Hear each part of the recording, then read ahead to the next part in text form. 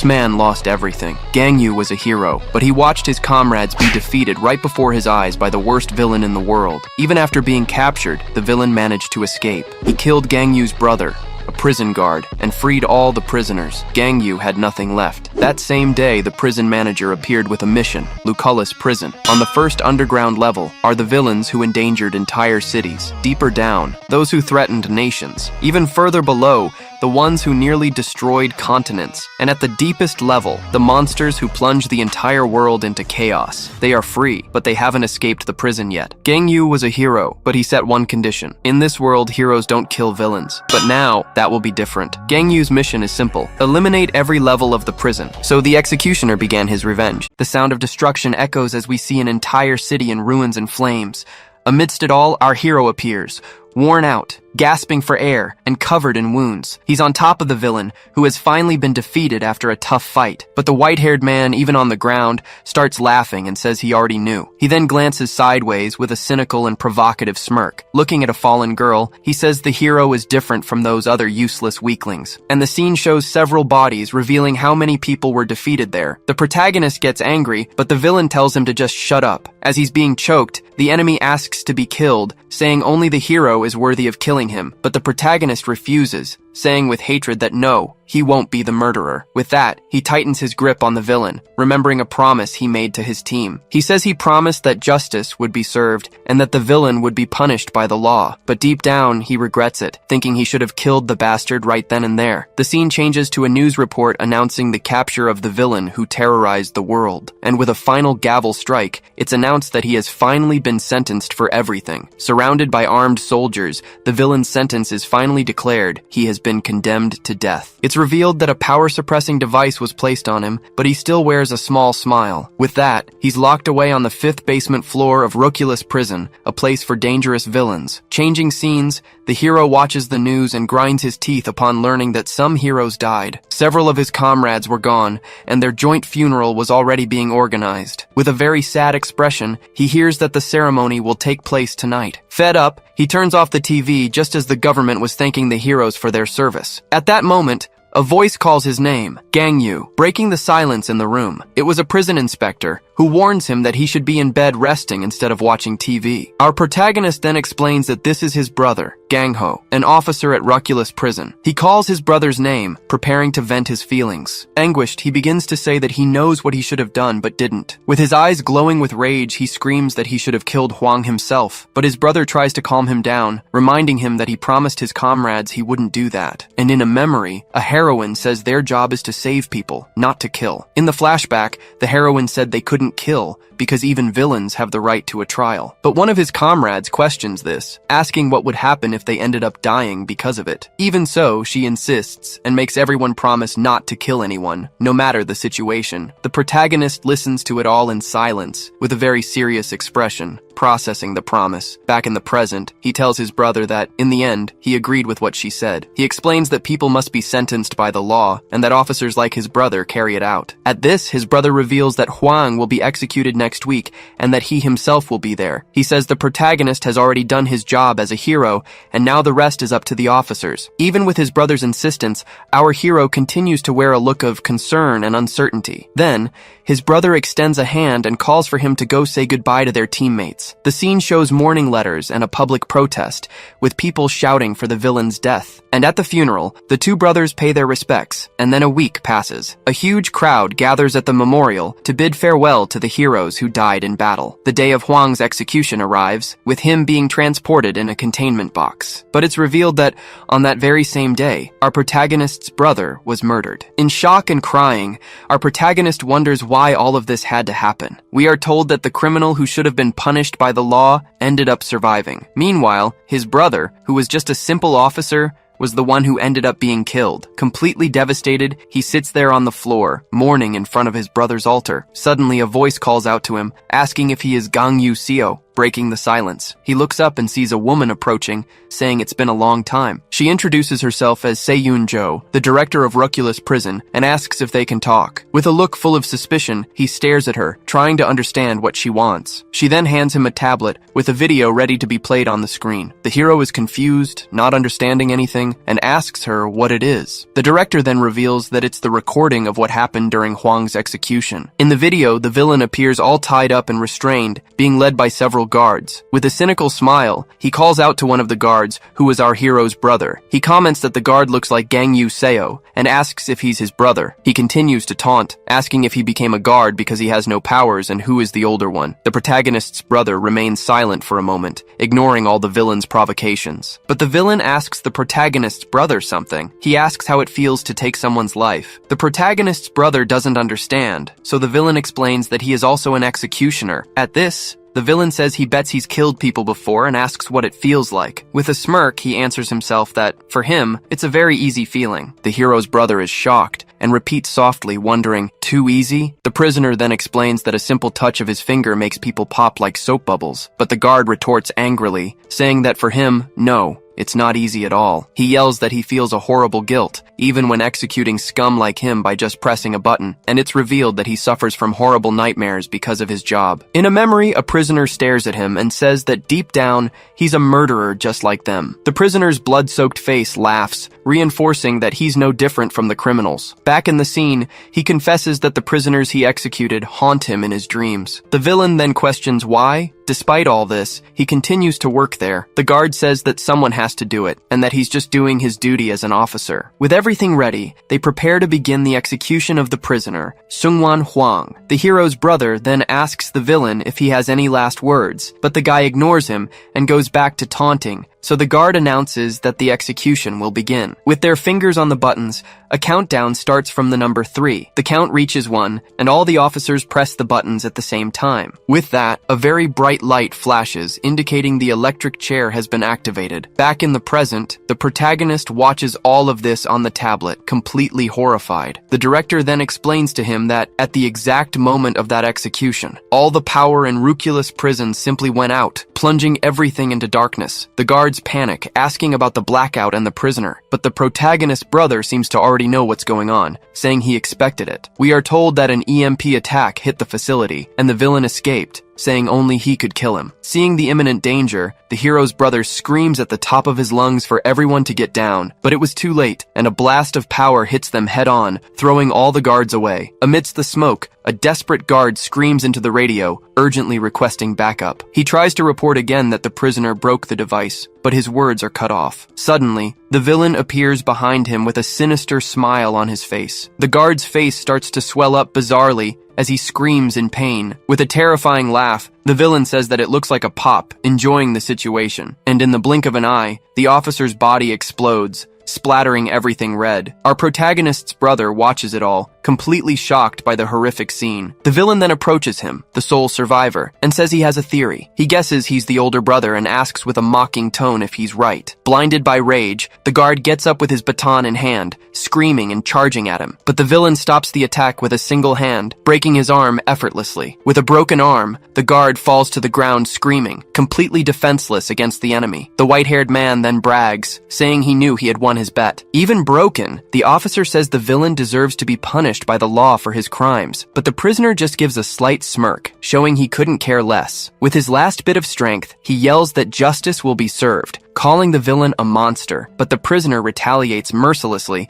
making the officer's body explode into 1,000 pieces. In the end, all that's left of him is his cap, which falls to the blood-soaked ground. With a smile, he says it's better to ask Gangyu if he won the bet. Back in the present, our protagonist finishes watching the video, completely frozen in shock. The director then continues, saying that the situation in the prison is even worse now. She reveals that the EMP attack ended up releasing all the dangerous prisoners from their cells, and to make matters worse, all of them are without their power-suppressing devices. The good news is that they prevented the escape, but many officers are trapped inside. Furious, our hero asks who was responsible for launching the EMP attack, but the director replies that they are still investigating and don't have an answer. She apologizes for having to make such a request right at his brother's funeral, and then she officially invites him to suppress the riot at Ruculus Prison. Without hesitation, our protagonist replies that of course he accepts, but on one condition. The director remains there, serious, waiting to hear what he has to say on the matter. With his eyes glowing red, he says he'll only go if he can do it his way. The scene then cuts to a flashback, with him remembering what his comrades had said. In the midst of a riot, prisoners were trying to break down a gate, desperate to get out. He remembers the rule that heroes save people, and that they shouldn't kill, but the memories continue. And he also remembers that his brother was a prison officer. He recalls his brother saying that only the law can sentence, and that those who carry out the punishment are the executioners. At that moment, an explosion sends several prisoners flying. The other inmates are left completely stunned,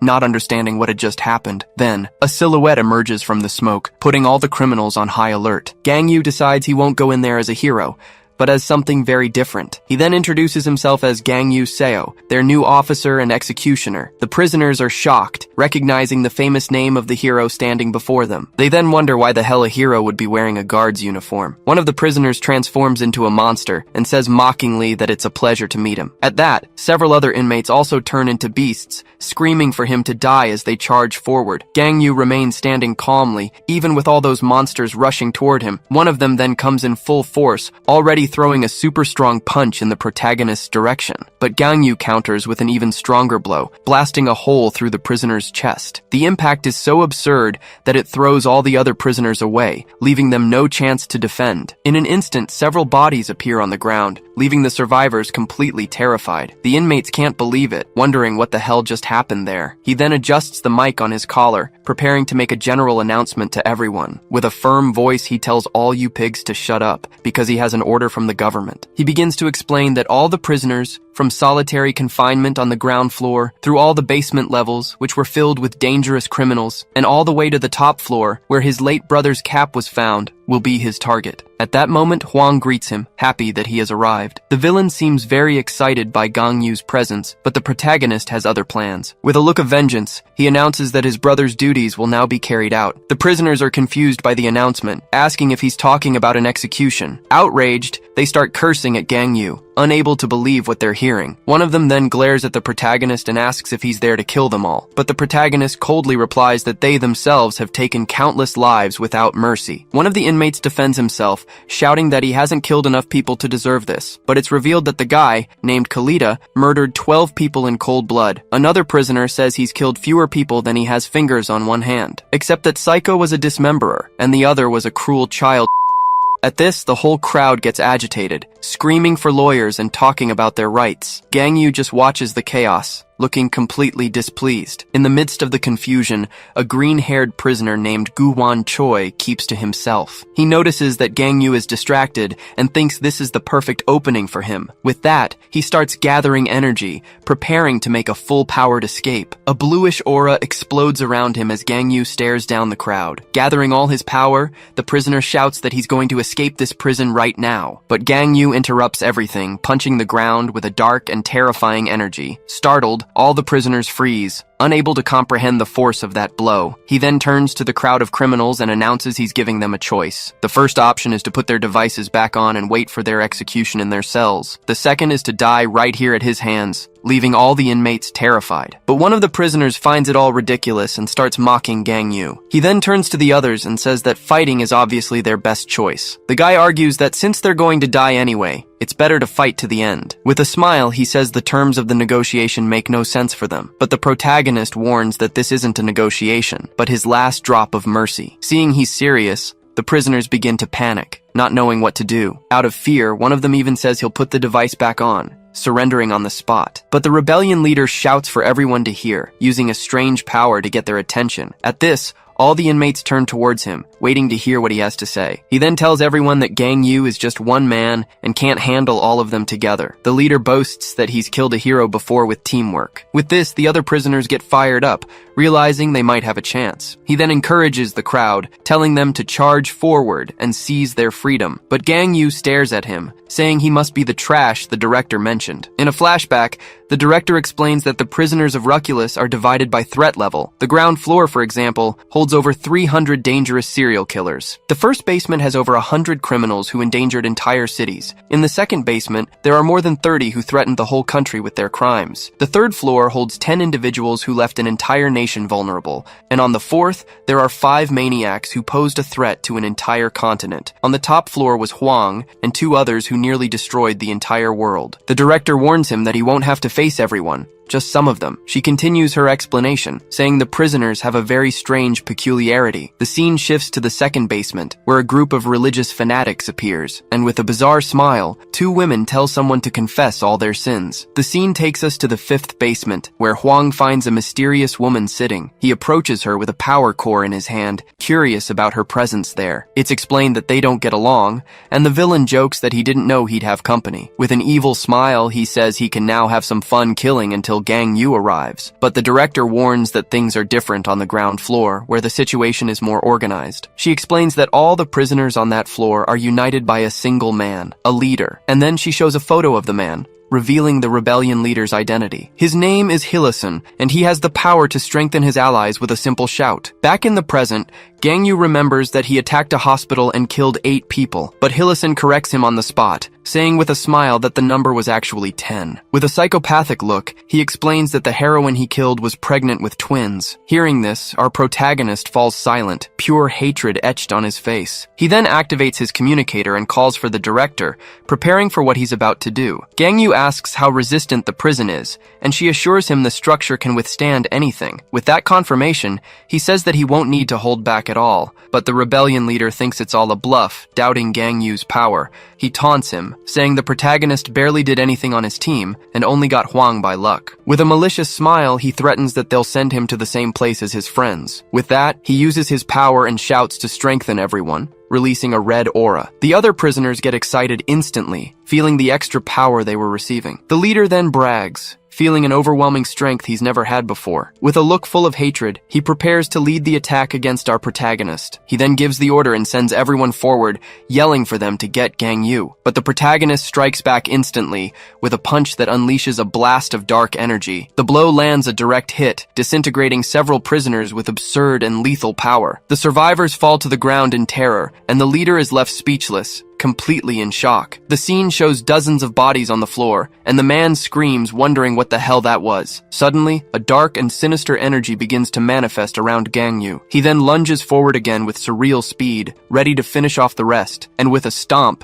he cracks the ground, showing that the next attack will be worse. The dark energy explodes with full force, releasing a wave of power that shatters the floor. Outside, the entire prison structure begins to shake from the force of the impact. In a cell, a prisoner with a mask starts to tremble with fear, feeling the vibration. His eyes widen, completely terrified by the power he felt from a distance. In the middle of the mess, the leader screams in desperation, wondering if that was really Gang Yu. Lying on the ground, he looks around scared, not understanding what the hell was happening. Then, our Gang Yu floats in the air with tentacles of dark energy flying everywhere. It's revealed that he has activated a new power, preparing to enter the battle. The leader panics and orders his men to stop Gang Yu at all costs, screaming. With a closed fist, he concentrates all the energy into a single point, finalizing Mode 1. In an instant, the tentacles lunge forward, piercing all the prisoners in front of him. The inmates' bodies are thrown into the air, all cut in half. Sliced in two, the rebellion leader stares at the scene, unable to believe what he's seeing. In his final moments, he says that this can't be real, before fading away completely. And in the end, the bodies of all the prisoners fall to the ground as Gang Yu watches. He floats over the mountain of corpses he himself created, showing no emotion. Over the communicator, he coldly announces that all ground floor prisoners have been executed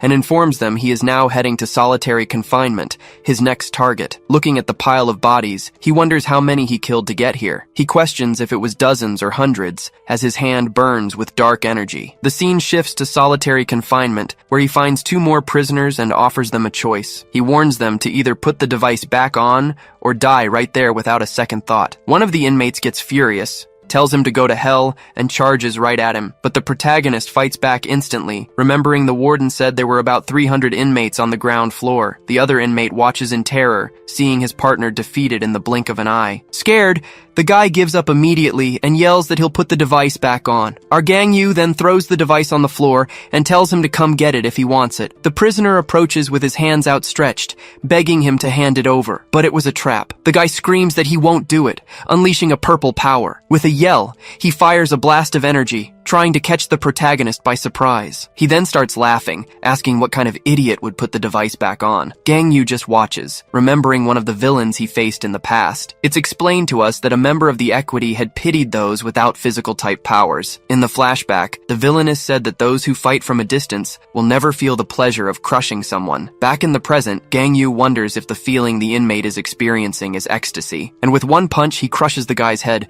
saying it feels just like cracking an egg. After finishing off the last one, he walks to a panel and presses the button to go down. The door opens with a noise, revealing Gangyu's silhouette to a new prisoner. The masked guy is startled, and the protagonist says he figured there was a reason for all the commotion. He then faces the prisoner, saying that he was the one responsible for all of this. With a cold look, Gangyu asks if it's been about 3 years since they last saw each other. It's revealed the man is Chuck Fielder, a cannibal who asks if the protagonist remembers him. He stands up and notices the uniform, commenting that Gangyu got himself a new job, but the protagonist warns that he doesn't look so good and gives him the same choice: surrender or die. The cannibal smiles, saying he knew they'd meet again, and remembers his old team. In a flashback, we see the villain tied to a pillar after being captured by the team. The scene shows Gangyu's team in shock as they see a pot where he was cooking human remains. Disgusted, the protagonist stares at the villain, who mockingly asks if it doesn't look delicious. In the flashback, the villain says the food is fresh and delicious,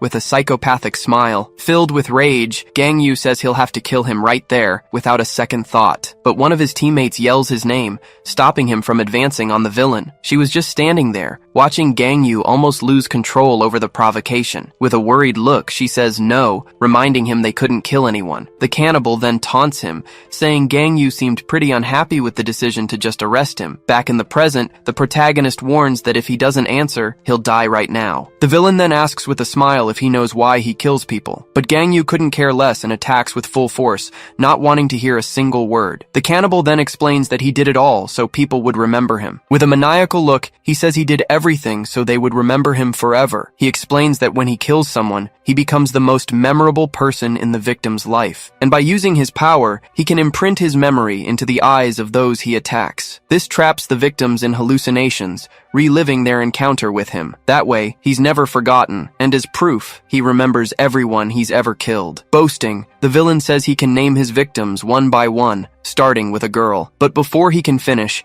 a hand of purple energy pierces through his body, taking him by surprise. Even wounded, the villain stumbles, and Gangyu says it wasn't bad for an inmate from solitary. The protagonist then reveals he was actually aiming for the bastard's talkative mouth. He taunts him, saying his power wasn't fast enough to dodge the attack. On the verge of death, the villain asks if Gangyu remembers who he killed to get there, but the protagonist replies that he doesn't, because trash like them aren't worth remembering. Hearing this, the villain is shocked and decides to use his hallucination power. He then shows images of our Gangyu's former teammates to mess with him. The projections of his friends call out his name, asking him to stop all of this. The cannibal then smiles and says maybe Gangyu will remember the next scene he's about to see. His teammate calls his name again, scared as she sees the attack coming her way. But the protagonist doesn't fall for the trick and dispels the entire illusion with a single blow. He then faces the villain and asks if those are all the tricks he has. The villain stands there, sweating, unable to believe Gangyu didn't fall for his trick. He says he doesn't understand how the protagonist could attack the illusions of his friends without hesitation. But Gangyu gives a slight smirk and begins to explain that they are just hallucinations, and with a swift blow, he mercilessly cuts the cannibal in half. The psycho's body falls to the floor, and Gangyu stands there, victorious over him. With a cold look, he says he's no longer a hero,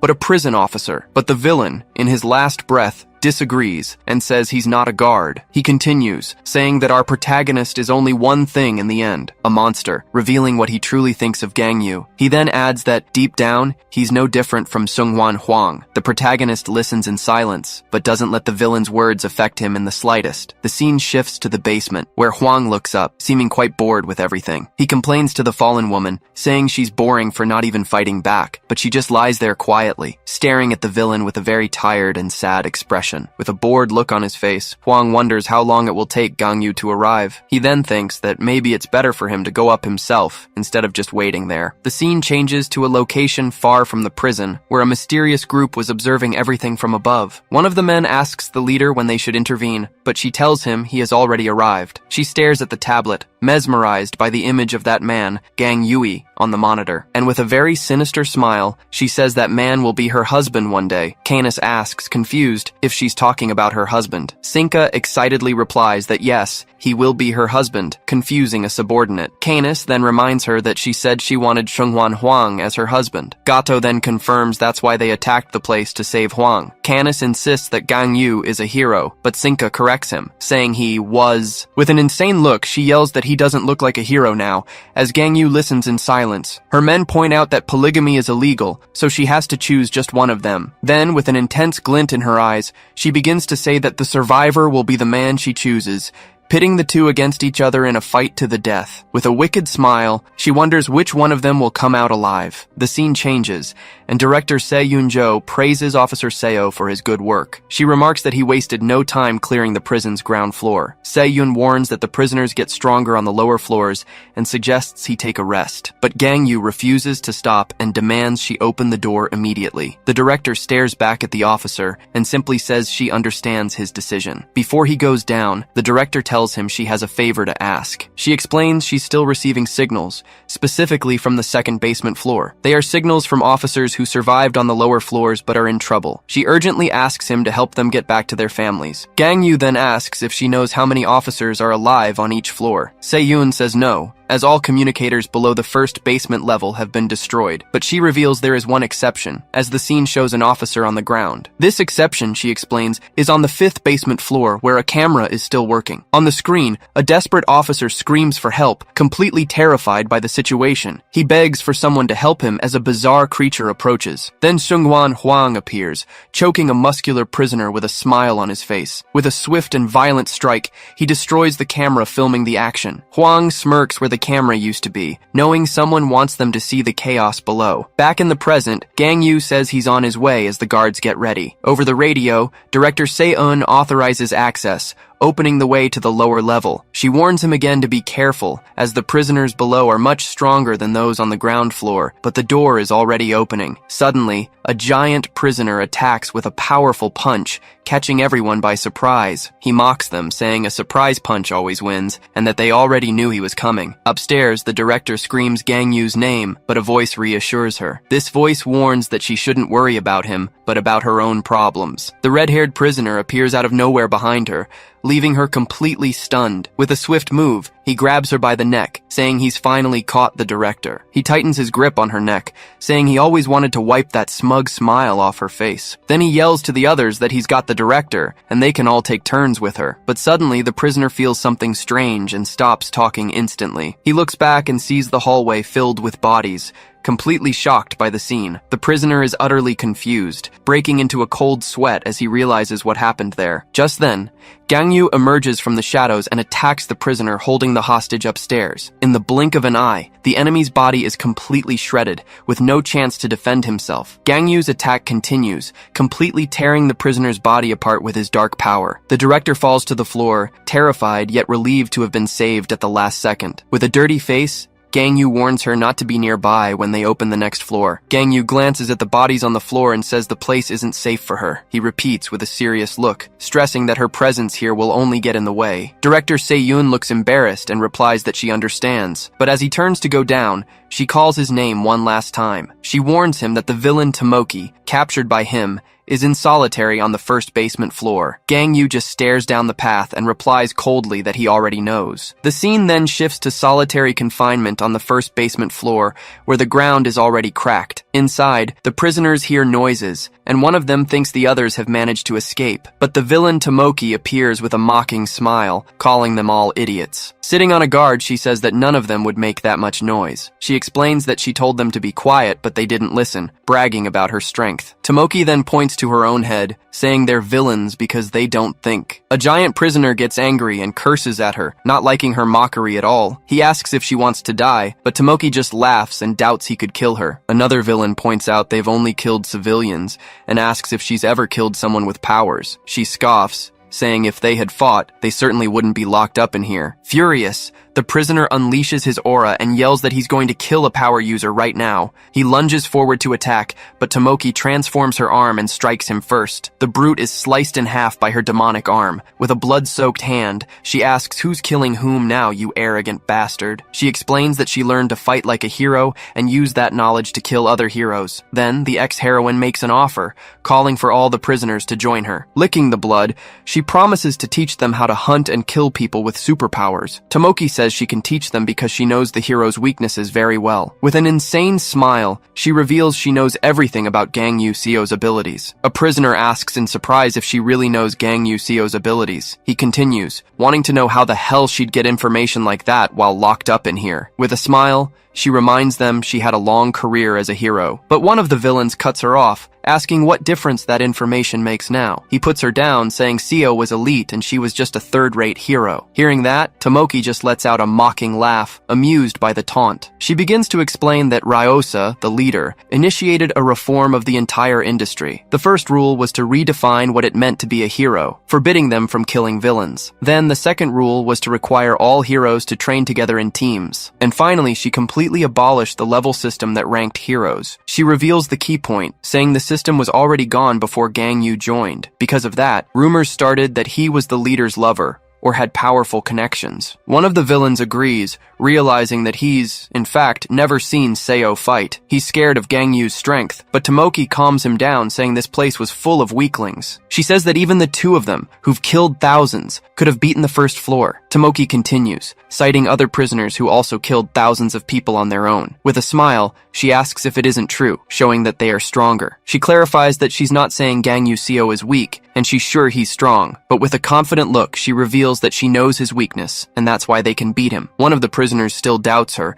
but she ignores him as if the question was foolish. She pressures the others, saying they don't really have much of a choice but to fight. And to make matters worse, she warns that Gang Yu is getting closer with every passing second. With no other option, one of the prisoners agrees to join her in the fight. Tomoki then faces their leader and directly asks what he's going to do. He stands up, agrees to fight alongside her, and immediately asks for the plan. The scene changes, explaining that powers emerged centuries ago and were divided into 3 types. The first type is physical, which modifies and strengthens the user's body. The second type is creation, which allows for the creation of materials from nothing. And finally, the special type, which is basically everything else that doesn't fit. Back in the prison, the villains are quiet, not understanding her explanation at all. Suddenly, one of the prisoners senses his presence and warns that the target has arrived. With glowing eyes, the telepath confirms the target is in the area and ready to attack. Using his telepathy, he asks if the others can see him, receiving confirmation. Tomoki then reveals that Gang Yu's power is the physical type, just like hers. It's explained that she thought she knew his weakness from watching him train in the past. In a flashback, a young Gang Yu faces a training robot that initiates its combat protocol. The giant robot activates its combat mode, preparing to fight at full strength. Back in the present, Gang Yu gives them a choice, telling them to put on the suppressors or die. One of the prisoners doesn't think twice and fires an energy beam right at him. The attack hits Gang Yu head-on, who doesn't even move to dodge the blow. In the flashback, Tomoki realizes Gang Yu's weakness is that he doesn't dodge attacks. In the present, another prisoner gets ready to strike, taking advantage of his supposed weakness. Tomoki's strategy is revealed, using prisoners with long-range attacks to defeat him. With that, a shower of attacks of all kinds is fired at the officer. The telepath confirms he's taking all the hits, and Tomoki already knew he would. But Tomoki already knew the reason why Gang Yu didn't dodge the attacks. He simply didn't feel the need to dodge because the blows were too weak. And that's precisely why the villain had prepared a very unpleasant surprise for him. Tomoki had added something extra to that shower of long-range attacks. Suddenly, Gang Yu's eyes widen as he feels something different in the air. Just then, several devices latch onto his body, completely immobilizing him. With that, Gang Yu is covered in gadgets. limiting his movements. One of the villains announces that everything is ready, revealing them to be power suppressors. He explains that he took the devices from the guards' bodies just as she had asked, but the leader questions if that would even work on him, such a powerful elite hero. Tomoki reassures him, saying they have enough to seal his powers. She explains that Million will attach the suppressors while the others distract him, but with a wicked smile, she decides to play it safe, just to guarantee victory. Then she reveals that 30 devices are more than enough for the job. The prisoners celebrate, yelling that he's done for, but something unexpected was about to happen. It turns out Tomoki's perfect plan actually had 3 major fatal flaws. The first flaw is revealed, showing that Gangyu wasn't the least bit defenseless. With a burst of power, he breaks free from the suppressors, surprising everyone. The prisoners stare in shock, as Gangyu was much stronger than they had imagined. He was more powerful than any other top-tier hero that had ever existed. The telepath feels the return of his strength and starts to bleed, sensing his power. In shock, he warns everyone that Gangyu has crushed all the suppression devices. Tomoki can't believe it,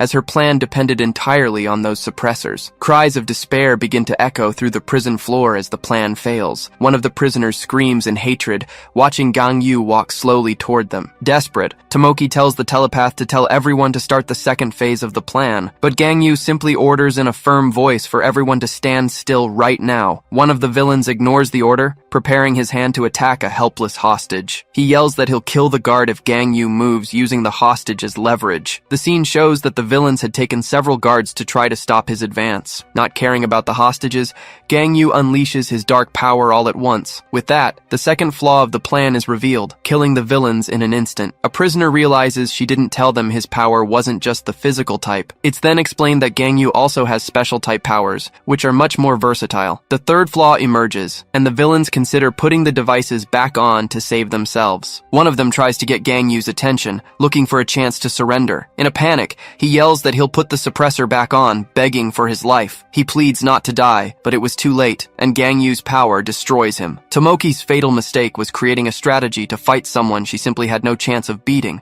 underestimating Gangyu. His dark power flies past the remaining prisoners, who are paralyzed with fear. The prisoner leader despairs and curses, realizing his end has come. He screams in desperation, asking if she doesn't have a plan B for this situation. He regrets trusting her and doesn't understand how the suppressors failed. He says he's going to surrender to live, but Tomoki tells him to shut up immediately. With a furious scream, she attacks him from behind with her transformed arm. She curses him, asking if he thinks he's better than her as she attacks him relentlessly. Standing over his body, she says they used enough devices for an elite hero. She doesn't understand how he broke them all and wonders why he never fought before. Tomoki completely loses it, screaming that none of this makes any sense to her. But suddenly, the villain hears a noise and whips around, startled. She sees an officer crawling on the floor, trying to sneak away from the scene. The guard panics and starts screaming for help, begging for his life. As she moves to attack the guard with her transformed arm, Gangyu cuts it off. She looks at her arm on the floor, then glares at Gangyu as he slowly approaches. Gangyu addresses the guard, mockingly calling the villain hero Tomoki. He corrects himself, calling her a prisoner, and asking if she has any last words. With nothing left to do, she lets out a laugh and admits she's completely screwed. Gangyu asks if those are her last words, staring coldly at the villain, but Tomoki ignores him, asking if it's true that all the heroes from Equality are dead. He confirms it, and she starts to laugh, saying she finally understands the situation. Tomoki then deduces that her sister, Tomai, must also be dead, since she was a hero. Hearing that, Gangyu just stays silent, his face expressionless. She lets out a laugh of relief and comments that her sister is finally gone. With a smile, she says she warned her sister not to be a hero, but the fool didn't listen. She accuses him, saying the other heroes don't know he used to kill people in Equality. Then, she taunts him, saying Raosa must be turning in her grave right now. Gangyu loses his patience and harshly asks if she's done. The scene changes, explaining that Tomoki felt something was wrong with the industry. That was the first feeling she had as soon as she became a real hero. The idea that heroes simply hunted villains started to bother her over time. In a flashback, Gangyu faces a villain holding a hostage and tells him to stand still. The thug yells at the hero, threatening the hostage if he tries anything. Ignoring the hostage, the hero cuts the villain in half right in front of her. With a satisfied smile, he simply announces that the mission was a success. The scene returns to Tomoki, and it's explained that she became a hero for a simple reason. A flashback shows her holding hands with her younger sister, Tomai. Her sister says she's an amazing hero, greatly admiring her work. Unlike Tomoki, Her sister had no powers and always needed help with everything, but there was something strange about their relationship, which made Tomai thoughtful. Tomoki would show off for her sister, revealing she also had a very dark side. It's explained that as a hero, she had one main job every day. Her duty was to save people, like the woman who thanks her for being rescued, but she didn't do it to serve the greater good, but for another reason. She saved others only to feel superior and more powerful than normal people, until one day on a mission, she killed a villain, and that changed her forever. This death made her feel a superiority she had never experienced before. With an insane smile,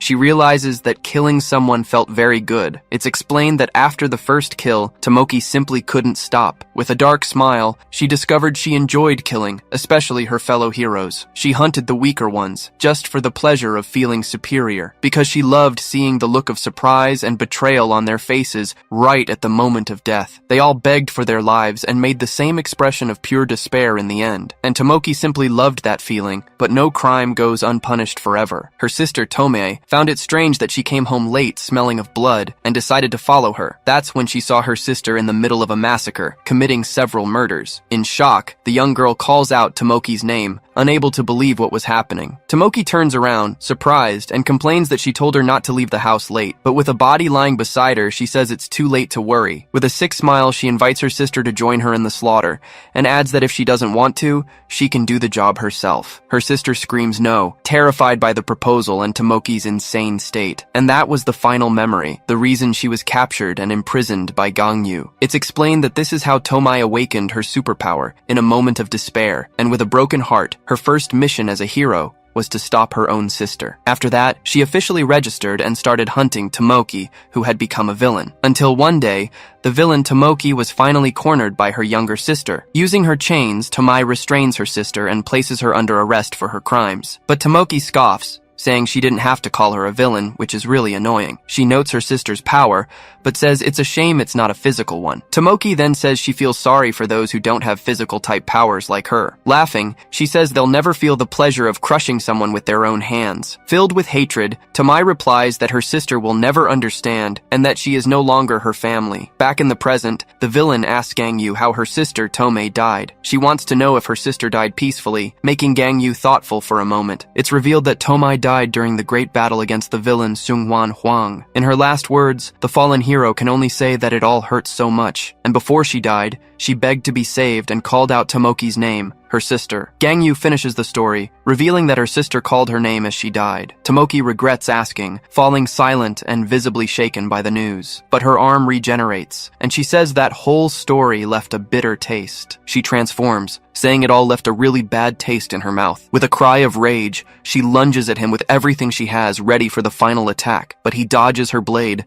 and she's surprised by his defense. He grabs her arm tightly, and she screams in pain, unable to break free. Then, Gangyu lands a swift kick on her. He throws her against the wall with a violent impact. Tomoki gets up from the rubble and charges at him again, filled with hatred. But Gangyu stops her with a powerful punch to the stomach, ending the fight. The blow makes her spit blood, and her transformation slowly fades as she falls to the ground. The villain returns to normal, falling to her knees, completely defeated before him. He says she's on death row, but that it's sad to kill a colleague's family member. Gangyu stares at the villain with a serious expression, thinking about what to do with her. With a smile, she tries her luck and asks him to spare her life. She reminds him of his promise not to kill, but he warns her he's no longer a hero. Even so, the villain keeps begging for her life, going into a total panic. She screams desperately that she doesn't want to die, but he tells her to listen to herself. He reminds her that this is the same plea all of her victims made to her. With a cold gaze, the officer asks what answer she gave them. With no way out, Tomoki just lets out a nervous laugh and curses, knowing it's over. Then, Gangyu concentrates his dark power in his hand, preparing the final blow to finish her. His fight with the prisoners makes the entire prison shake with the force of their blows. The sounds of battle could make a person fall in love, leaving Sinka thrilled with the fight. But for others, like a hidden officer, all the noise only brought more fear. The vibrations from the fight travel through every floor of the prison, drawing more attention. And all that sound, which caused different reactions in everyone, reached a certain someone. The sound of the fight gave Sungwan Huang something something to look forward to, eager for the big meeting. Huang announces he can't wait any longer, impatient with the delay. With an insane smile, Shenghuan announces he's already on his way up to meet Gang Yu. Then he takes a powerful punch, slamming into the wall. Huang is surprised by the power, saying that was a very unpleasant shock. Suddenly, a giant man appears,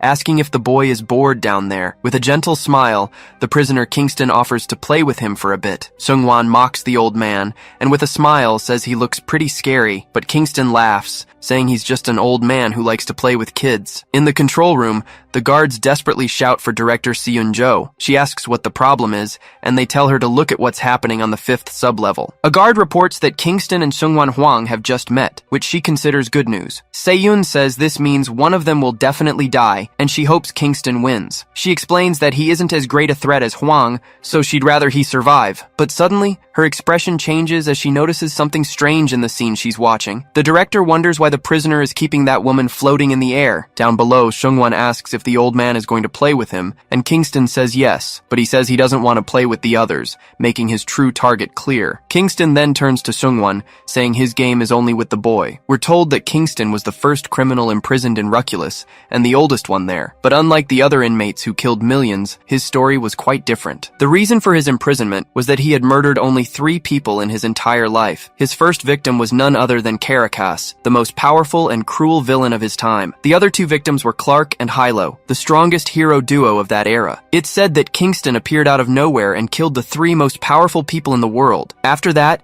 he faces the soldiers and asks if that makes him the strongest of all, but then he shows a disappointed expression, finding it all very dull. The narrator explains that even though he was a threat, he only killed 3 people and surrendered voluntarily. These factors delayed his execution for 30 years, and now he proposes a game to Shenghuan. The boy doesn't seem to like the idea, but he accepts the old man's challenge anyway. At that, he uses his power to make all the surrounding guards and prisoners float in the air. A strong bluish aura takes over everything, trapping everyone in his telekinetic power. Without a second thought, he simply blows everyone up, splattering blood everywhere. He then faces Kingston and says that maybe he can play a little, with a sadistic look in his eyes. Seeing this, Shenghuan launches a powerful attack, sending waves of red energy toward him. The old man moves with incredible speed, dodging the attacks and preparing to counter. His fist clenches tightly, showing that age hasn't diminished his raw strength at all. With his palm open, he begins to manipulate the surrounding energy, crushing the bodies into spheres. With a deafening roar, the attack explodes, revealing the full extent of Kingston's power. The dust settles, and the 2 face each other, the air thick with blood and tension. Kingston comments that he thought the boy used telekinesis, but his fighting style proves otherwise. He then asks if Shenghuan has any other attacks,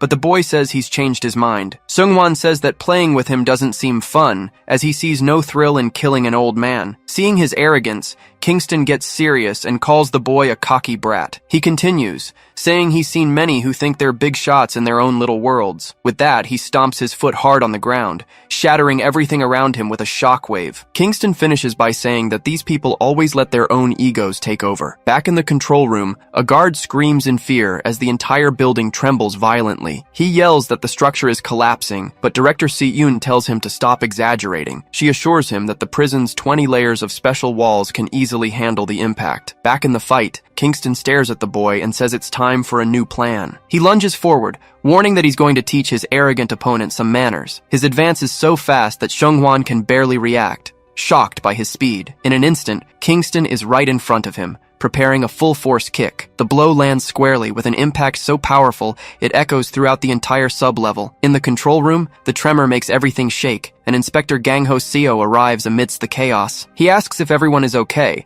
but another guard desperately wants to know who won the fight. But Director Seiyun warns that the outcome of the fight is no longer the real problem. Down below, Shenghuan stares at the trail of destruction, seeing the immense hole in the prison walls. One of the guards reports, shocked, that the last attack simply destroyed all the containment walls. The director finally grasps the gravity of the situation, realizing that now, they're screwed. Shenghuan is impressed by the old man's strength and thinks the situation might get interesting. Seeing the escape route, he considers following Kingston outside to get out of this place. But suddenly a man appears, saying it's not worth following that old man out. He introduces himself and his group, and the leader, Sinka, says it'll be more fun to stay and talk to her. In the command room, the guards are confused, not understanding who the new intruders are. Sungwon faces the mysterious group and asks who they are, completely surprised by their appearance. With a smile, Sinka replies that he'll learn more about her if they talk. The director panics and shouts, wondering how that girl got to the 5th sub-level. But Sinka and her group take their positions, and she says that, first of all, they have something to do. Sinka appears on the monitor and announces that the spectators of this fight are no longer welcome. With an intense flash of light, she says they can go, and the screens in the control room go dark. Director Se-eun recovers from the glare and screams in anger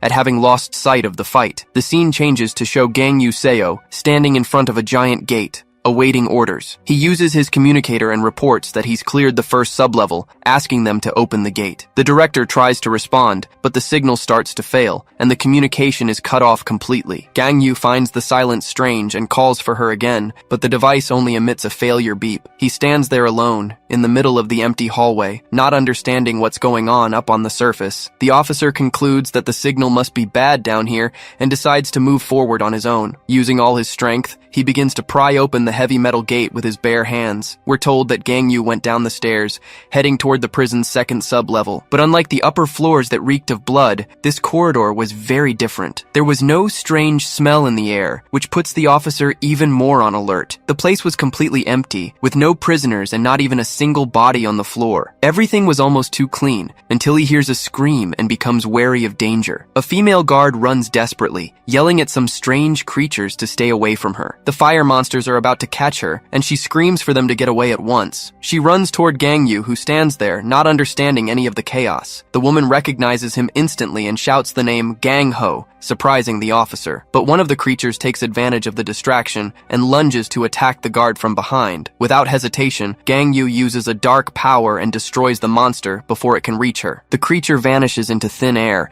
and the guard, now on the floor, looks up at him, not understanding what just happened. He then turns to her and asks if she's okay, with a very serious look. Relieved, the woman jumps into his arms and hugs him tightly, shouting his name again. She says she thought he was on the 5th floor and compliments the incredible power he used, but he gently pushes her away, preparing to explain the mix-up. With red eyes, he reveals that he's not Gang-ho, but his brother. The guard is in shock and asks if he's the famous hero Gangyu Seo, the brother she's heard about. She finds it strange that he's in an officer's uniform, and he quickly realizes she's Gang-ho's colleague. Gangyu then warns her, saying this place isn't safe for them to keep talking. He remains serious, but now she calls him her brother-in-law, making things even weirder. The guard laughs and says they haven't been properly introduced, preparing to present herself. With a smile, she extends her hand and announces that she will be his future sister-in-law, Gang-ho's fiancé. Gangyu is completely stunned, frozen by the news and unsure of what to say to her. The scene shifts to a cell on the 2nd sub-level, where a mysterious voice calls for Mael. A boy named Miel comments with a smile that it seems there's an intruder among them. Mael confirms it, and it appears the two are already aware of our hero's presence. Miel then wonders how many sins the invader has committed, looking at tortured prisoners. Mael reports that the outsider killed her dog, referring to the creature from before. With a cold gaze, Miel says, if that's the case, then it's simple. The intruder is going to hell. Back in the hallway, Jia Hong says she had only seen Gangyu in photos and videos before. With a smile, she introduces herself as Jia Hong and compliments him, saying he's much more handsome in person. He replies that his brother mentioned a girlfriend but not marriage, and she gets ready to tell him. Then she points to her own belly, with an excited look on her face, ready to share the news. She then reveals that his nephew or niece is already growing right inside. Shocked, Gangyu can barely react, and she explains they only found out a few days ago. Jia Hong says Gang-ho's plan was to tell him everything after Huang's execution. He asks if it's really true, and she confirms, wanting to know if there's a problem. With a serious look, he simply replies that no, it wouldn't be a problem at all. She then changes the subject and asks what he's doing there, and why he's in uniform. The guard is shocked when he explains he came as a special officer to execute everyone. Confused, she asks why he would carry out the executions himself, finding it strange. Seeing her confusion, he says he'll quickly explain what happened at the prison. He starts by explaining that the prison was hit by an EMP attack, and she doesn't understand the acronym. She asks who would do such a thing, but he tells her they're still investigating the case. Worried, Jia Hong asks about Gang-ho, since he was supposed to be on the 5th sub-level. With a serious gaze, Gang-yu prepares to break the news about what happened to his brother. She stands there, anxious for the answer, and he pauses before continuing. He then reveals that Gang-ho is sending out rescue signals signals, directly from the 5th sublevel. Hearing the news, she is greatly relieved, happy to know her fiancé is alive. He says the place isn't safe, but she refuses to leave, insisting she will stay. Jia Hong claims she can make his path easier, and that he's going to need help. Then she reveals her power of psychometry, the ability to read people's memories. She quickly rushes to explain that she only uses her power when she has a good reason. The guard says she uses her ability to help inmates and find out if they're guilty. He asks how that can help him, and she starts to explain the situation on the floor. She explains that the floor is under the control of the siblings Miel and Mael from solitary confinement. They summon a creature that stabs the victims' hearts, turning them into puppets. As a result, all the prisoners on the 2nd sublevel are now puppets controlled by them. She finishes by saying that, because she knows their power, she knows exactly how she can help him. Jia Hong reveals they are disciples of the mage, a powerful villain Gang Yu already knows, but he says he doesn't need help, and asks her to get out of there and stay safe. Then, she alerts him, warning that some of the controlled puppets are prison officers. The guard explains that he won't be able to tell the guards apart, but she can read their memories. He then questions the logic, since if they became puppets, he assumes they're already dead. But she assures him they're not, saying they are all still alive and can be saved. With great determination, Jia Hong claims she can persuade the siblings to stop this. Gang Yu tries to argue,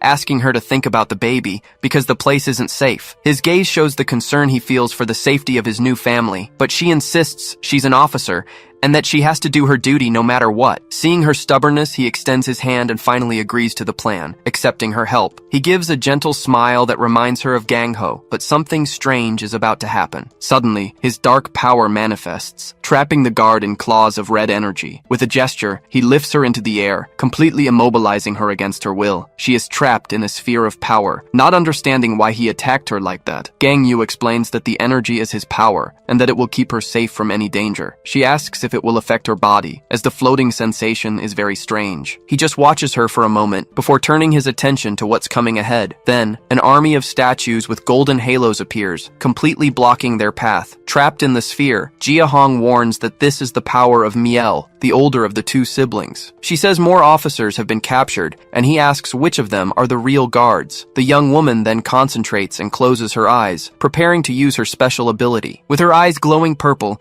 she activates her psychometry to read the statue's memories. Her focused gaze scans the entire army, searching for the minds of her former colleagues. After a moment, she finally finds them and reports that the officers are the 2 in the very back. But just as she was about to give the strategy, the energy claws begin to close in front of her. The red sphere closes completely, and she screams, not understanding what's happening. Desperate, she shouts that she can't see anything anymore and asks what he's doing. He just stares at the sphere and says calmly that there's a much easier way to handle this. With that, his power surges forward and destroys them all, ensuring the officers won't be harmed. One of the controlled monsters lunges at Gang Yu, trying to hit him with its sharp claws, but he doesn't even flinch, stopping the attack with a single punch, showing he's not messing around. With a cold look, he explains that the inmates will be killed, as it's the easiest way to separate the 2 groups. Then, he starts to fight seriously, destroying the puppets with a series of brutal blows. The carnage unfolds, while Jia Hong watches everything from inside her protective sphere. The scene focuses on the sphere, which now protects the 2 officers who were spared from the massacre. On the other side of the hall, the siblings Miel and Mael watch the fight, surprised by his power. Mael then asks her older brother what he thinks of the mysterious intruder. Miel wonders if he might be even stronger than their master, the powerful mage. The younger girl asks if he might also be stronger than a certain mysterious woman. Seeing the hero's power, Mel gets scared and calls out to her brother, her voice trembling. She gets closer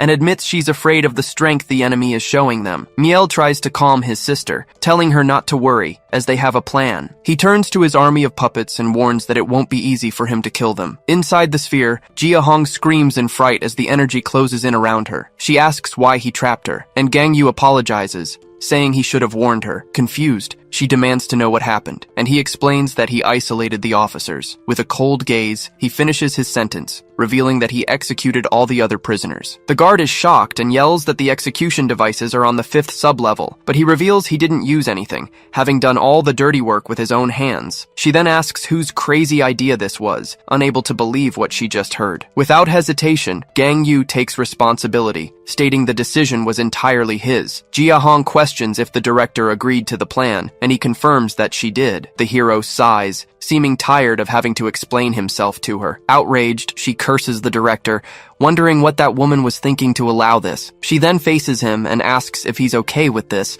and he says he just did his duty. He goes on to say that a corrections officer's job isn't what she thinks, but she yells that their duty is to rehabilitate the inmates, not just kill everyone. Losing patience, he cuts her off, warning that he doesn't need a lecture on ideals. He remembers them saying that heroes save people, and only the law can judge the guilty, but with a furious look, he says he knows exactly what happens when you just follow ideals. Then, an image shows them being massacred by uncontrollable beasts. The hero then says he no longer cares if he's an officer or a real hero. With hatred in his eyes, he says someone had to put an end to those inhuman beasts. Trapped in the sphere, Jia Hong is frightened by his coldness and calls out his name. She still tries to argue that they are human, but he asks if she's serious. The guard is left speechless, feeling the weight of his question. Then, he loses his patience and yells, questioning what makes her think they're human. Gang Yu explains that everyone there has killed thousands of people, and they all deserve to die. We're told that in the past, there was a debate about ending the death penalty due to mistakes, but he reminds her that ever since psychics appeared,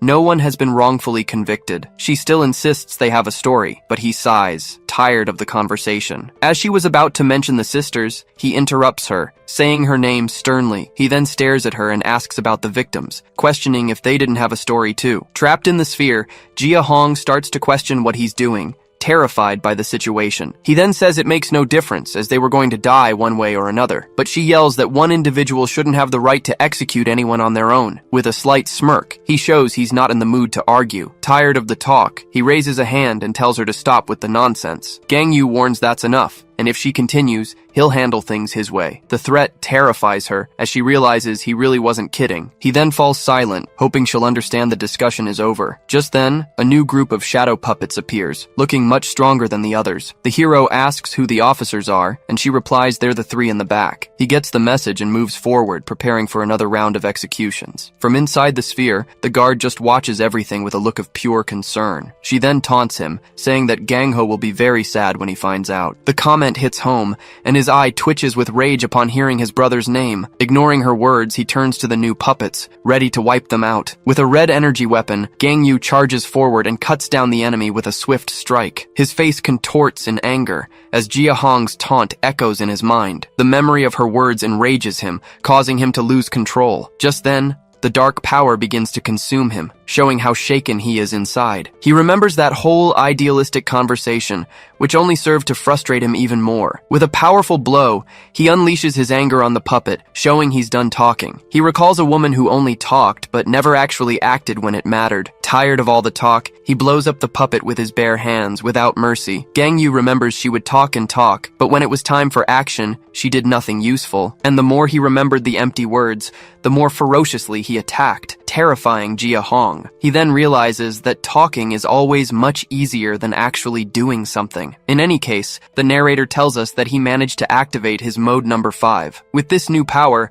several spheres of dark energy appear all around his body. Without wasting time, he launches a devastating attack, showing the extent of his strength. And with that, he finally manages to vent some of his accumulated frustration. With a final explosion, the floor is covered in bloodstains, marking the end of the battle. And so, he unleashes all his frustration, killing the prisoners without any mercy. Sinka watches him from a distance, saying he gets more incredible every time she sees him. Meanwhile, Gang Yu and Jia Hong are alone in the hallway, surrounded by a deathly silence. The sphere opens slightly, and he grabs a radio from one of the rescued officers. He then undoes the protection, and the woman, a bit dizzy, says she can see again. She then points and says that the 3 guards up ahead are the real officers. He thanks her for her help and turns, excusing himself to solve the rest of the problem. Suddenly, his eye glows as he senses a powerful presence approaching them. Just then, a giant golem with a golden halo and another of thorns appears before them. The creature welcomes the outsider, and the 2 sisters appear right behind it. Miel remarks that he finally came to find her, with a very challenging look in her eyes. Gang Yu faces the girl and says this saved him some trouble, and that it's a pleasure to meet her. The giant golem takes its position, as Gang Yu faces the sisters with Jia Hong still trapped. He then calls Miel and Mael by name, with a serious, defiant look. Miel asks Officer Hong why she didn't join them, since she would have gone to heaven. But Gang Yu ignores the chatter and orders the two to release everyone they're controlling. He then promises that if they obey, he'll give them a quick death. With a mocking smile, Miel asks if there's an option where he doesn't kill them. Gang Yu explains that the prisoners on the ground floor and the first sublevel had a chance to surrender, but he warns that everyone there has killed thousands, so death is their only option. Miel then changes the subject, saying she heard he used to work with their master. Miel also mentions the woman who captured them, showing she knows about his complicated past. Miel finishes by saying he's very different from his former colleagues. Annoyed, Miel shouts that he's definitely going to hell, but he tells her to shut up. He just replies, "Let's see who gets there first," as he prepares for the fight. Scared, Miel proposes a deal, saying she'll release everyone if he lets them go. But with a furious glare, he instantly rejects the offer, refusing any kind of deal. From inside the sphere, Jia Hong yells at the sisters, begging them not to make things worse. Miel then turns to her, ordering the officer to put her power suppressors back on. Miel says they've done nothing to deserve death and asks if the guard knows that. Scared, Jia Hong explains that's exactly why she needs to refuse their offer. Seeing the scene, Gang Yu warns her that she won't be able to convince the two criminals of anything. He glares at them with hatred and says that words are wasted on beasts like them. Jia Hong gets worried about his attitude and calls his name, very apprehensively. But he creates an energy weapon and says that even beasts can understand pain. Miel tries again, saying that if he listens to their story, he'll want to negotiate a deal. But he denies the request instantly, and Jia Hong screams his name, desperate at the scene. She still tries to insist, saying they can talk and find a peaceful way out of this. Losing patience, he turns to her and pleads for her to just be quiet. Miel calls him an outsider, and just then, his power lunges toward them. The energy traps them in midair and begins to squeeze hard without any mercy. He remembers that a villain once told him a very dark secret about people. This guy taught him the right way to torture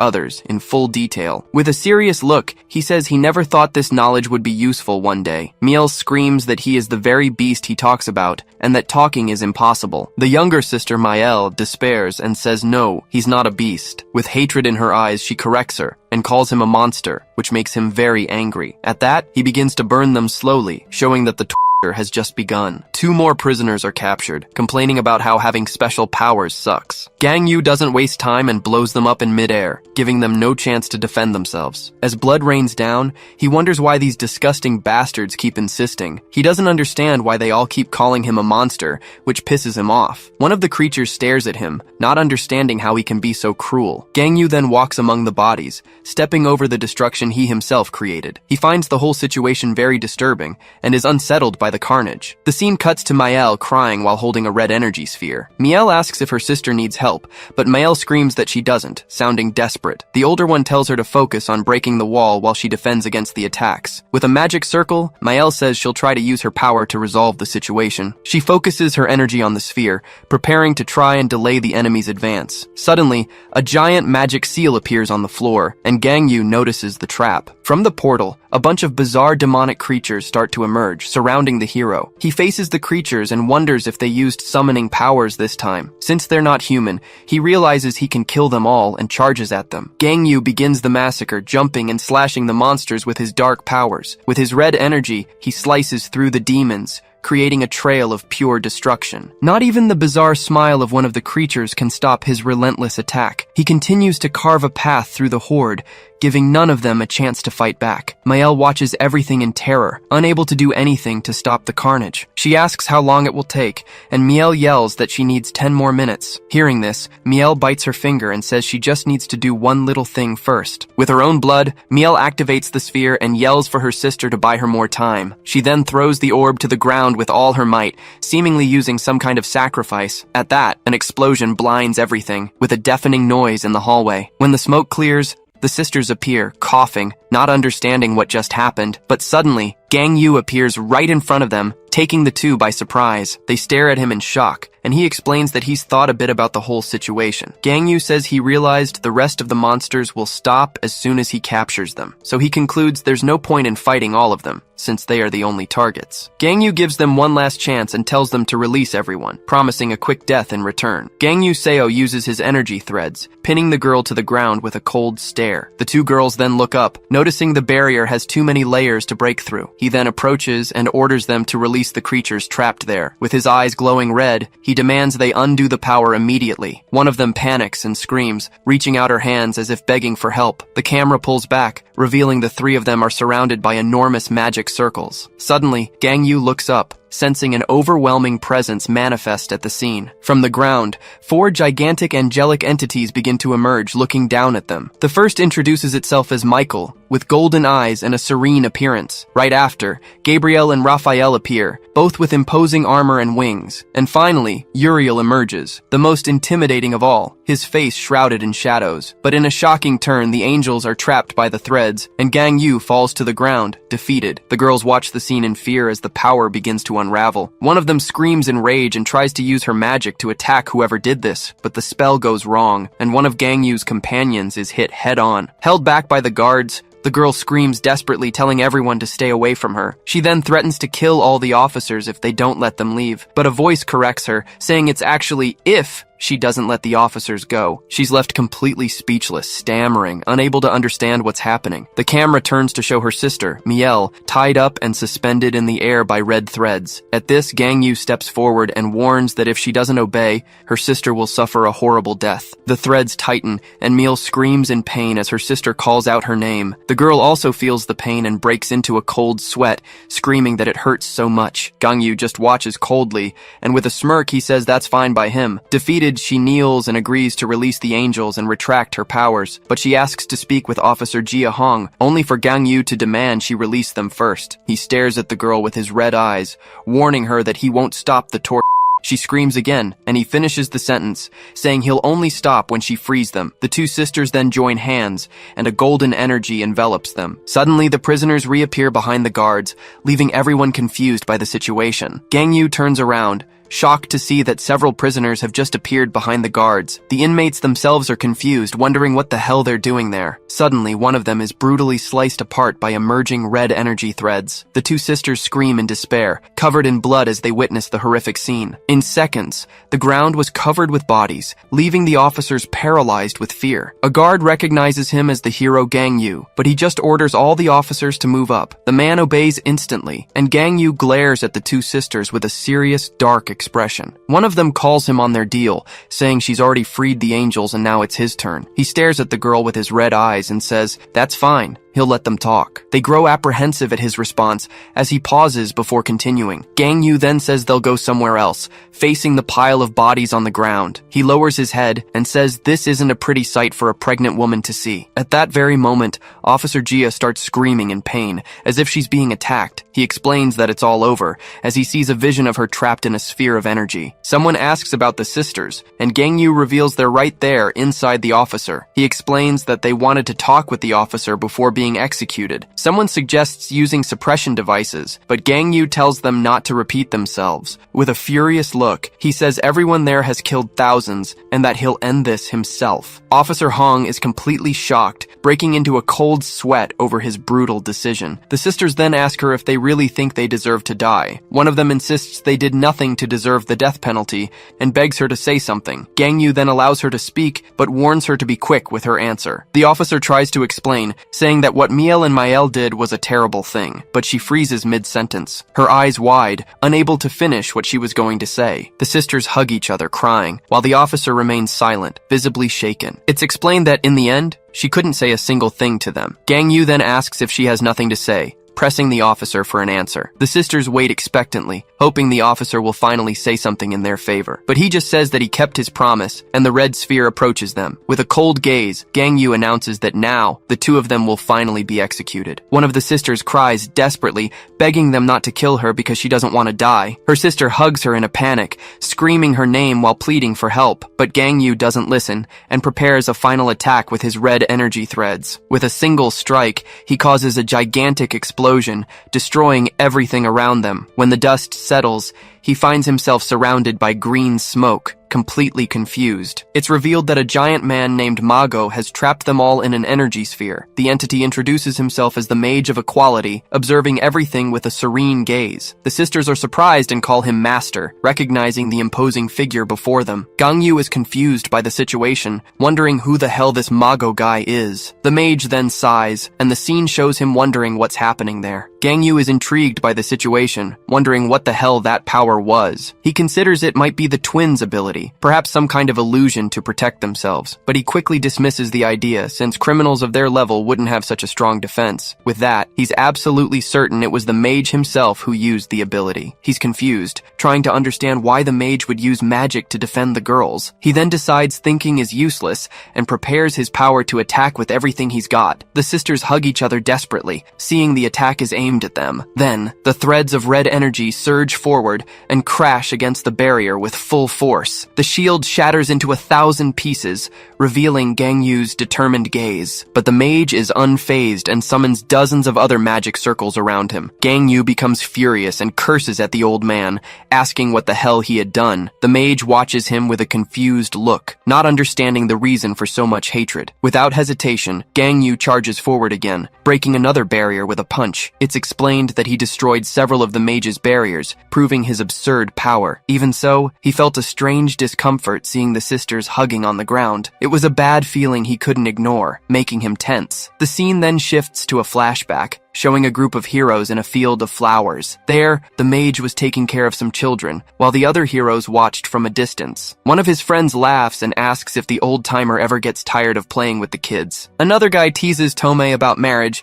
but she replies that she never said she would marry him. Then, a blonde woman accuses him of being unfaithful, but he immediately denies it, saying he never cheated. A voice then shouts to get everyone's attention and stop the silly argument. The mage and the children look up, inviting those who were there to come down and play along. While everyone was having fun, Gangyu was sitting alone, away under a tree. The camera focuses on his face in the past, and someone calls out to him, trying to interact. The mage approaches and asks if he doesn't like children, but Gangyu says that's not it. He explains he just doesn't know how to interact, and the mage suggests acting like his parents did. But Gangyu reveals that his parents died, and that he only ever had his older brother in his life. The mage is completely embarrassed by the revelation, making a face of utter shock. The mage apologizes awkwardly, trying to fix the blunder he just made. He then calls Gangyu's name, who remains serious and doesn't understand the conversation. At this, the mage suggests he could act like a child with him, to practice. Gangyu is completely horrified by the suggestion, wondering what he was talking about, but the mage laughs and says it's a joke, as he had never seen him make that expression before. He says that if things get tough,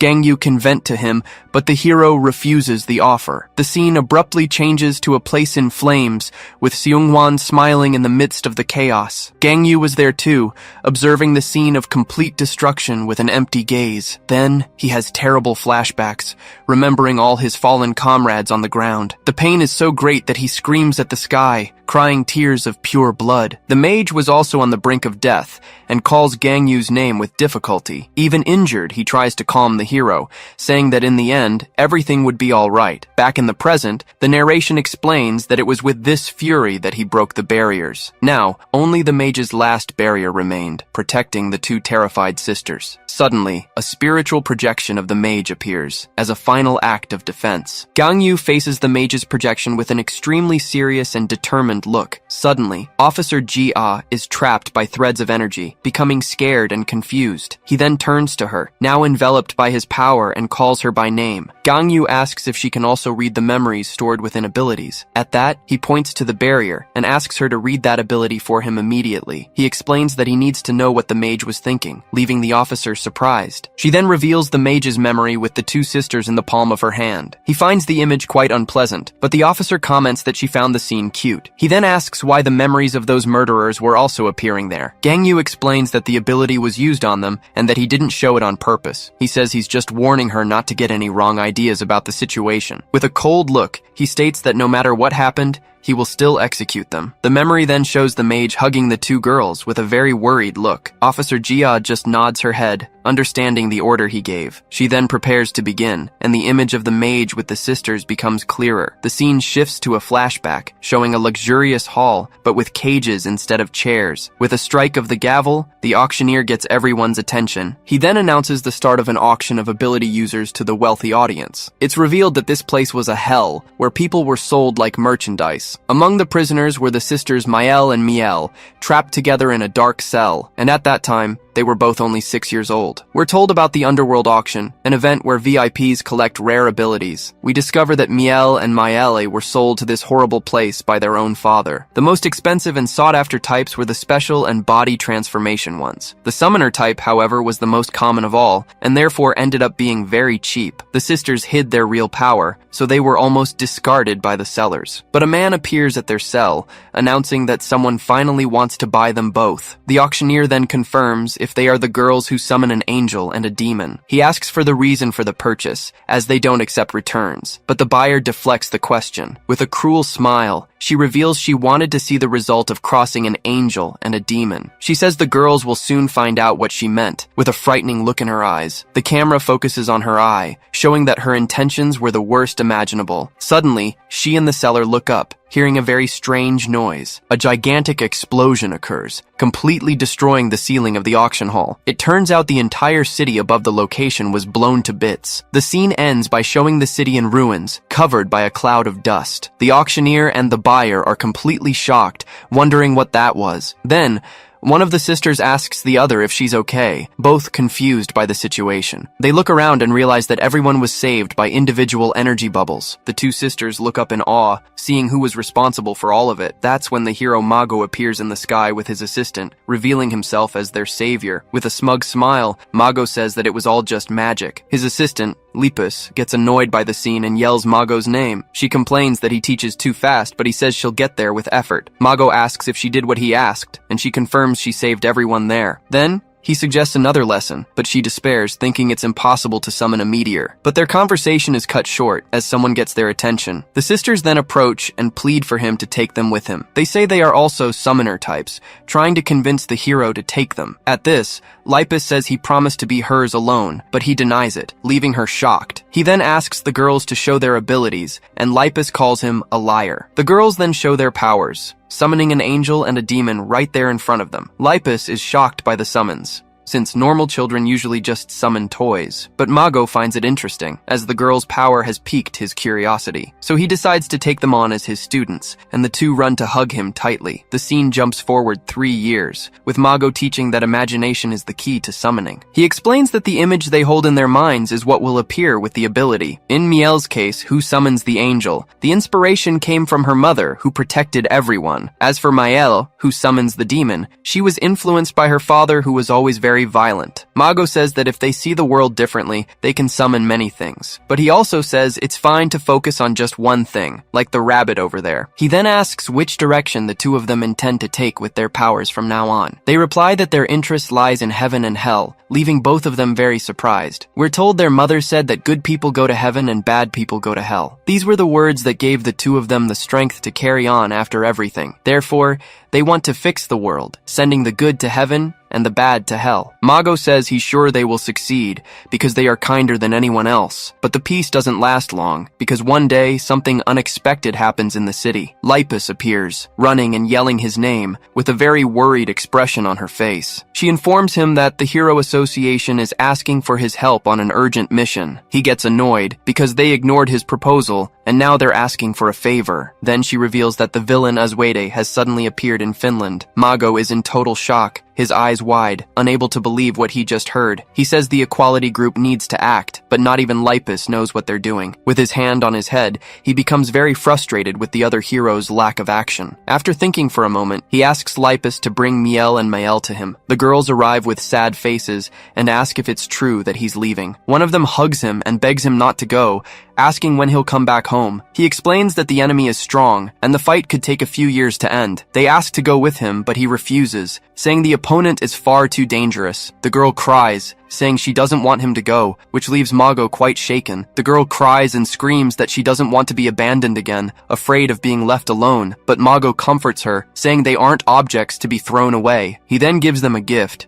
explaining that the symbol on their clothes guarantees help at shelters. Mago says goodbye and asks them to grow up to be good people, as they will meet again one day. It's explained that out of fear, they didn't go to a shelter, and instead isolated themselves to train alone. They wonder what kind of power they need to become good people by the time they see him again. Alone, they begin to reflect on what good is, raising their hands to the sky. And they also think about what evil is, remembering their opposing summons. With this, they question what they should do with the abilities they possessed. The scene jumps forward 2 years, showing they've decided what is good and evil on their own. The two then decide to return to their hometown, the place where it all began for them. Their philosophy was simple: good people go to heaven, and bad people go to hell. And so, they began to create their own heaven and hell, judging everyone in the city. With sinister smiles, they reveal that this place has become their utopia. In just 1 month, the sisters transformed their hometown into their own version of a utopia. To do this, they summoned troops of angels and demons,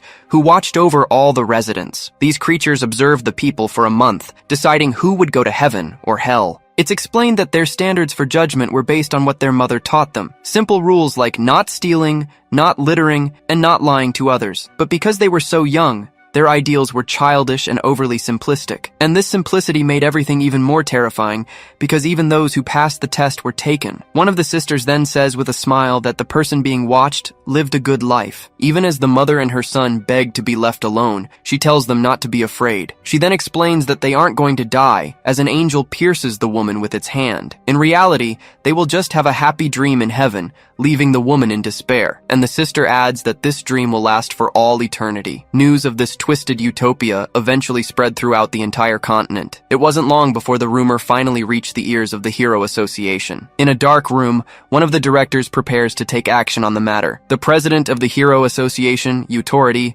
announces the start of the meeting with a serious look. He then pauses, preparing to discuss the cases on the table. Noticing the half-empty room, he asks if these are the only members participating. A heroine named Banjo replies that the rest of the team must be on vacation or something. At that, the hero Kusta asks him to get straight to the point, as he's hoping for an interesting case. But upon seeing the panels, he's very disappointed with what's presented at the meeting. Kusta complains that the cases are B1 level, and he needs B2 missions to rank up. The president offers a B3 case, but Banjo says it's not efficient to take on something so difficult. But she notices one of the files, an expression of pure suspicion on her face. She then asks why a case from a rural village is appearing on the list. The president explains that the two girls have been classified as B1 level villains. The heroes then speculate that they might become B2 or B3 level villains in the future. The president says that will take a long time, but that he has an important observation to make. He reveals that the two girls are apprentices of the legendary hero, Mago. Kusta is shocked by the news, but Banjo smiles, saying she understands everything now. Banjo suggests that Mago should handle it, but Kusta informs them that he went to Finland to fight. The president remains silent until a hand rises, asking to speak at the meeting. Then the heroine Kuthu, a summoner,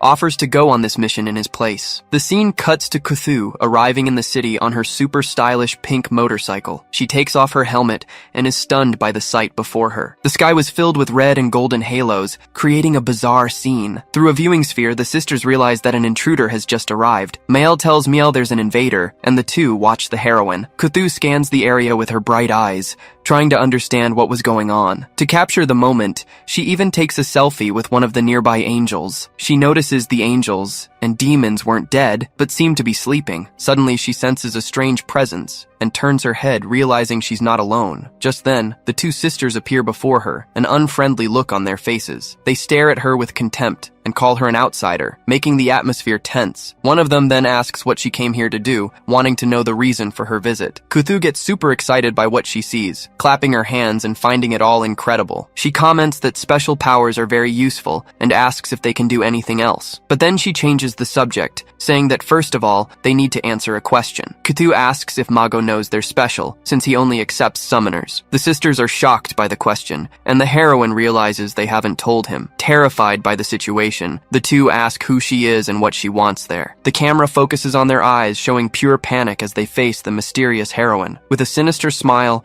she introduces herself as Kuthu, their forgotten senior. They deny it, saying their only senior is Lipus, and Cthulhu realizes she's been erased. One of the sisters tenses up, sensing that this girl's story was not a good one. Cthulhu then explains that she was always very interested in sharp and dangerous things. She explains that Mago told her to train her defense, but she didn't listen because that wasn't her thing. After that, he stopped paying attention to her, and she calls him mean. The scene changes, and Cthulhu repeats that Mago is a very, very mean person to her. At this, she has a breakdown and starts crying, screaming non-stop that he's so mean. One of the sisters is terrified by her outburst, telling the other that Cthulhu is scary. But the heroine keeps crying, remembering how Mago always praised her talent. Seeing that he's forgotten her, the sisters prepare to fight, creating a magical shield. One of them warns her to leave now, or things will get ugly. Just then, Cthulhu displays her absurd power, summoning a rain of sharp weapons from the sky. The two sisters panic and scream desperately, telling her to stop, but the heroine doesn't listen,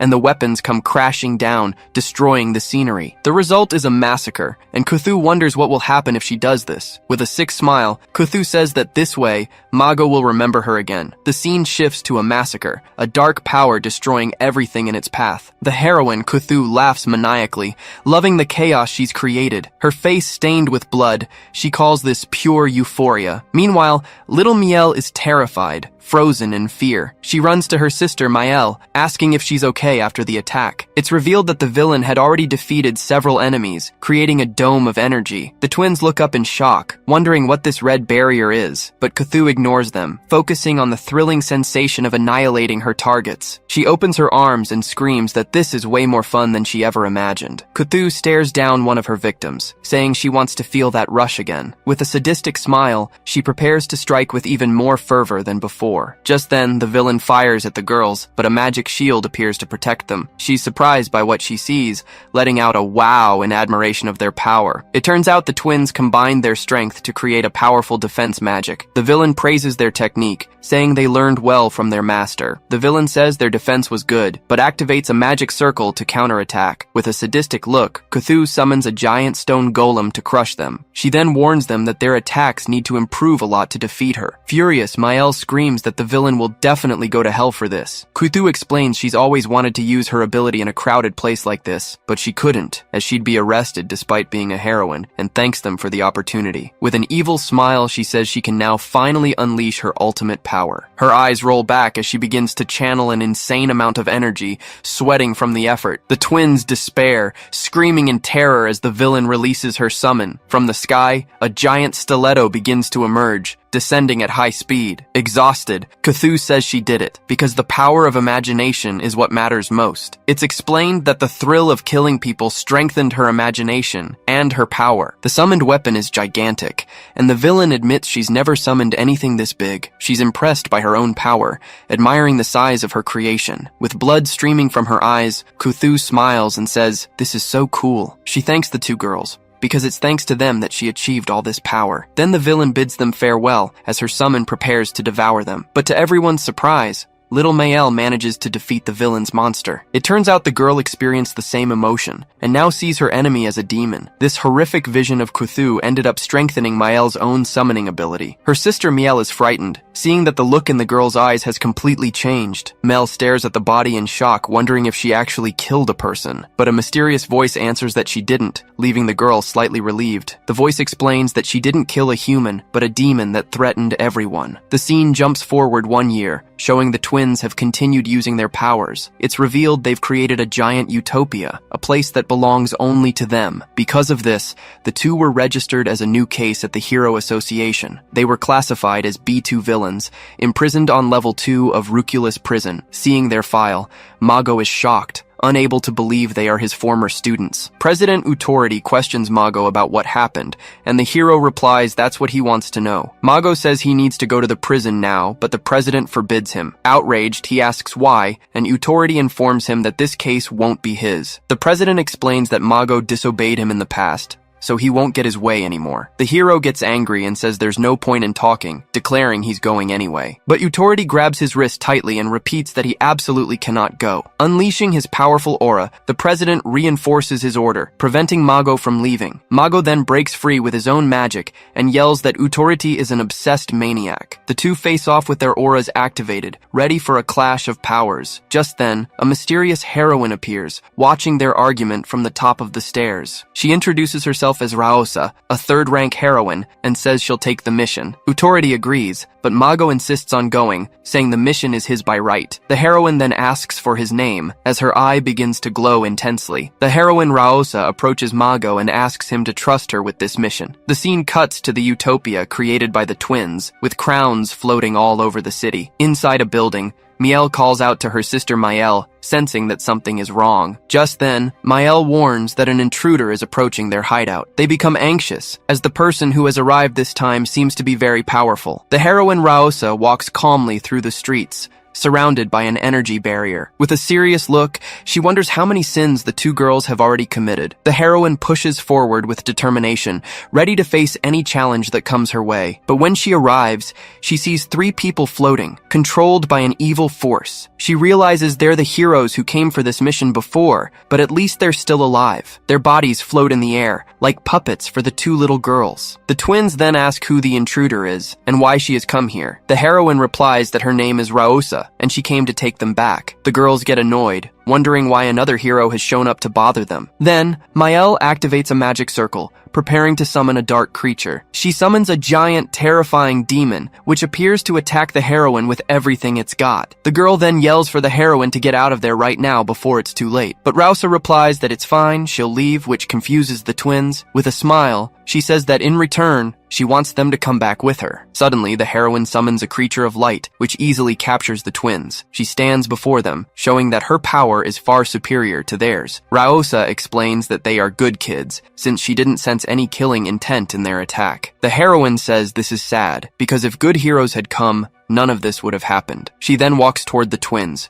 who desperately scream for her not to get any closer. Raosa tells them not to be afraid, calmly assuring them that she won't hurt either of them. But she explains that what they're doing isn't right, and that their teacher is sad. Upon hearing the news, the girls' eyes fill with astonishment and a bit of hope. Miel asks if Professor Mago has returned, but Mael yells not to believe those lies. Then, the heroine assures them she isn't lying, extending a hand toward the 2 of them. She asks them to release their power and come with her, because it's time to meet their master. The twins look at each other and feel a warmth coming from Raosa, deciding to trust her. She then takes their hands and begins to guide them out of that dark utopia. With a smile on her face, the heroine looks back and sees that Mago is there. She says she already knew he would follow her here, leaving the girls surprised. The 2 run to hug their professor, who is relieved to see they're okay. Crying, they tell him they had special abilities, but their mother told them to hide them. They apologize for lying, as they know he only trains apprentice summoners. Miel asks who told them that, because a heroine named Cthulhu introduced herself as his apprentice. Surprised, Mago says his only apprentices were them and Lepus, no one else. He explains that he only met Cthulhu once at the association and just gave her some advice. The girls are speechless, and Mago hugs them tightly after 3 long years. It's explained that they talked about everything that had happened during their time apart. They share how they tried to be good, but people didn't understand their efforts. Mago remains silent for a while, just watching the 2 of them resting on the grass. Then Raosa approaches and asks if he's finished talking with the girls. He then asks Raosa to trust him and let him take care of the 2 of them from now on. But the heroine reminds him that they killed a hero, and for that, they could face the death penalty. Mago begs for a chance, but Raosa replies that she absolutely can't do that. She looks at the sleeping girls and questions if they are really just innocent children. The heroine says she also disagrees with Utority's new law, but the law is the law. Desperate, Mago tries to argue, but she says that's not a hero's job. But then she reveals that she felt the same way he did, and that the world is full of problems. The heroine looks Mago in the eye, preparing to make an important proposal. She then invites him to work with her from now on, to change everything. But he's confused,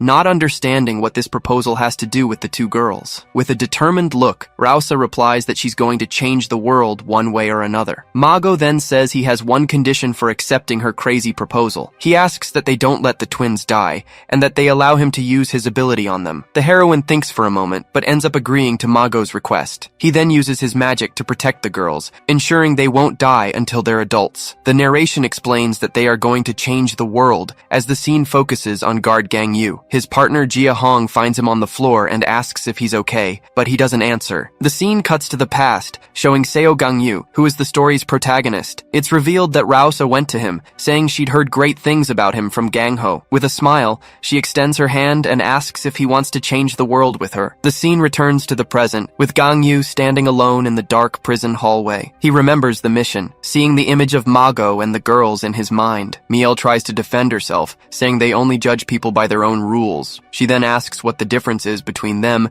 and the heroes who follow the law. Jia Hong explains that they were tasked with rehabilitating the two children, but she says she's not making excuses for them and that they need to understand their mistakes. At that moment, Gang Yu starts gathering a dangerous red energy in his hand. He slowly approaches the girls, releasing an aura that terrifies them. They cling to each other tightly, feeling the crushing pressure of his power in the air. With tear-filled eyes, they beg him to please spare their lives, but the guard floats toward them, preparing to deliver the final blow. Desperate, they scream that they were wrong and that they regret everything they've done. Gang Yu ignores their screams and clenches his fist, concentrating all his power there. The girls cry and call out for their mother and their professor, begging for any help they can get. Suddenly, Mago's protection appears, creating a golden shield in front of them, but Gang Yu shatters the barrier with a single punch, showing it's useless. He then strikes the ground with full force, causing an explosion right in front of them. The twins cry in fear, not understanding what's really happening here. With a face full of anger, Gang Yu says that this is really irritating him. He then recalls several thoughts as the girls remain huddled on the floor, but suddenly they are blown to pieces. His eyes glow an intense red, showing that he's losing control of himself. Then, a dark, evil laugh begins to echo throughout the dark place. A strange vision appears, showing Sinka descending from a portal. Gang Yu then looks up, seeing pieces of cloth falling slowly from the sky. Sinka asks why he needs to think so much before taking action. She says that overthinking doesn't suit his personality at all. Gang Yu is shocked to hear this,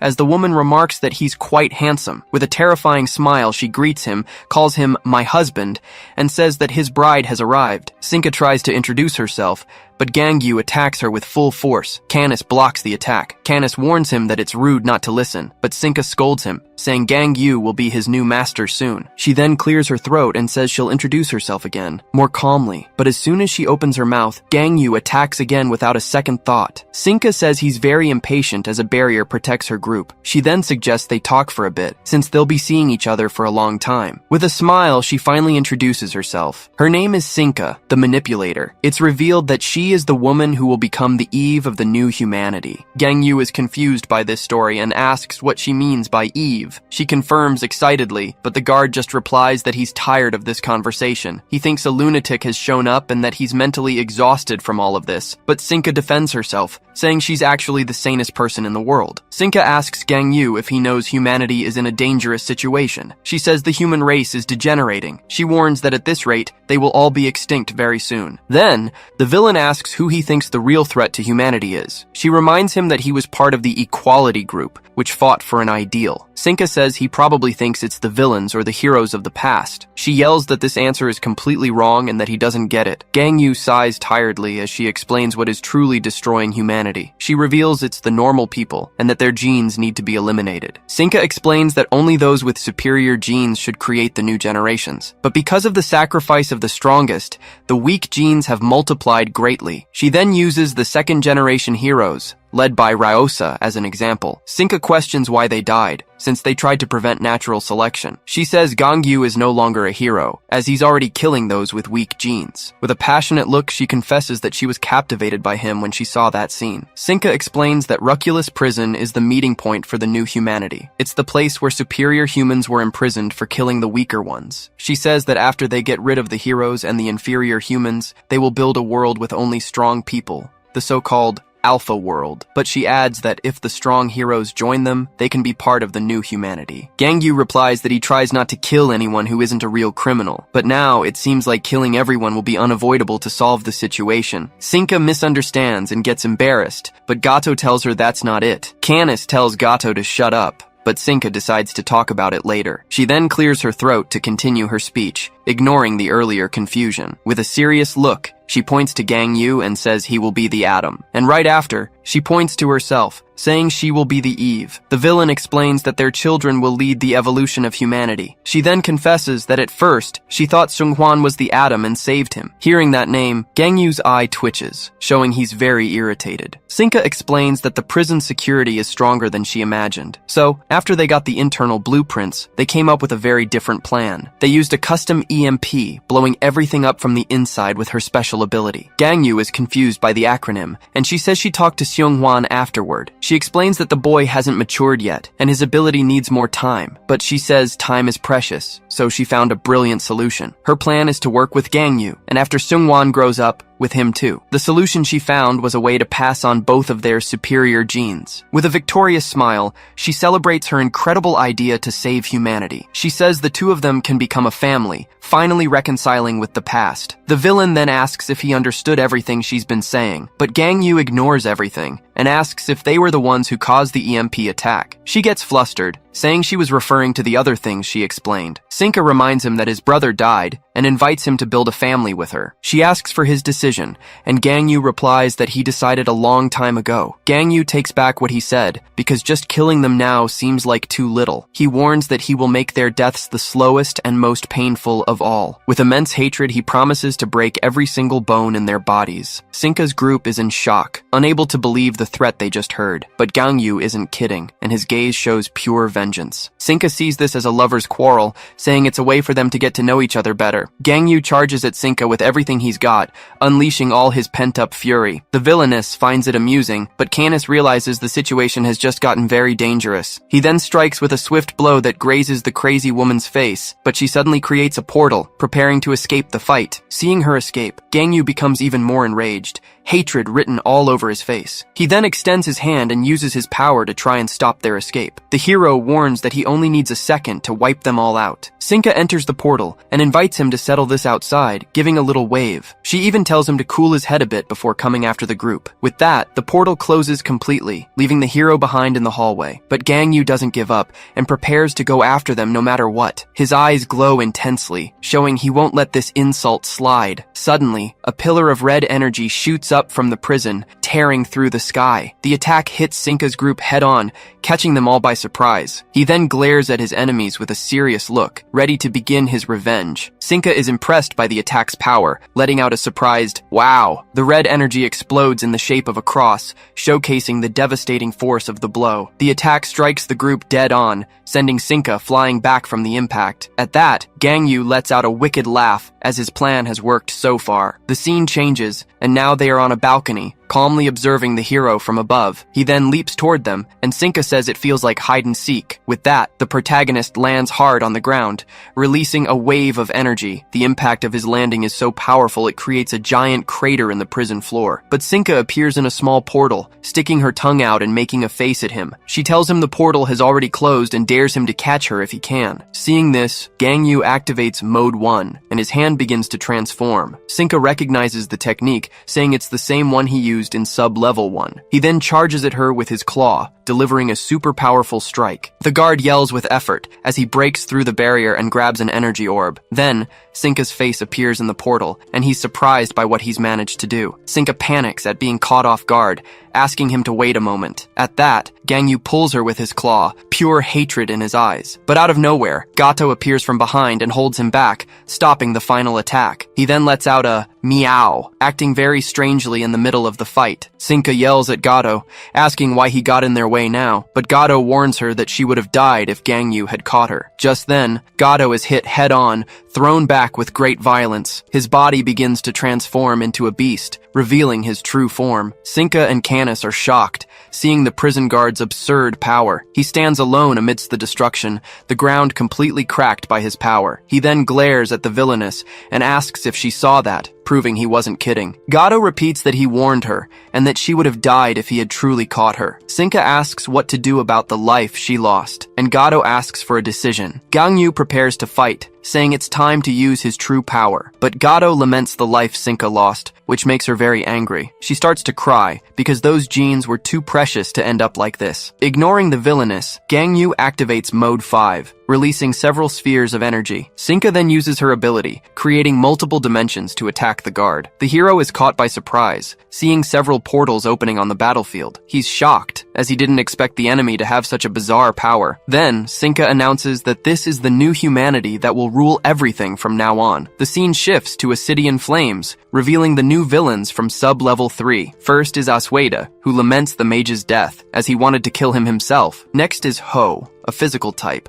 who asks who will be the lucky one to tame her. The next one is Friatua, an old man who wonders if he's still needed for the fight. But Natura replies that he is, because everything in this world has a purpose. There's also little Pekaninu, who keeps repeating that she's very scared. And finally, Vidi, who is inspired by Gangyu to create a new work of art. Little Morris complains, saying Vidi is rude for smoking outside the designated area. Next, Xingxi appears, screaming non-stop, leaving the monster Tiburon very confused. Meanwhile, Hyun Ju-young laughs, because there are people there far worse than any demon. The scene changes and shows us criminals from sub-level B4 of the prison. Tatsujin realizes her scabbard is empty, surprised to have lost her weapon. At that, Stiffness points at her, saying that useless people like her depend on weapons. Terrapir then wonders if prisoner number 4 is still alive out there. Maledity celebrates, saying she knew these clothes would be much more comfortable. Meanwhile, the mysterious hero remains silent, just observing everyone's movements. Gangyu's eye glows intensely as he analyzes each of these new dangerous enemies. He then stares at a portal,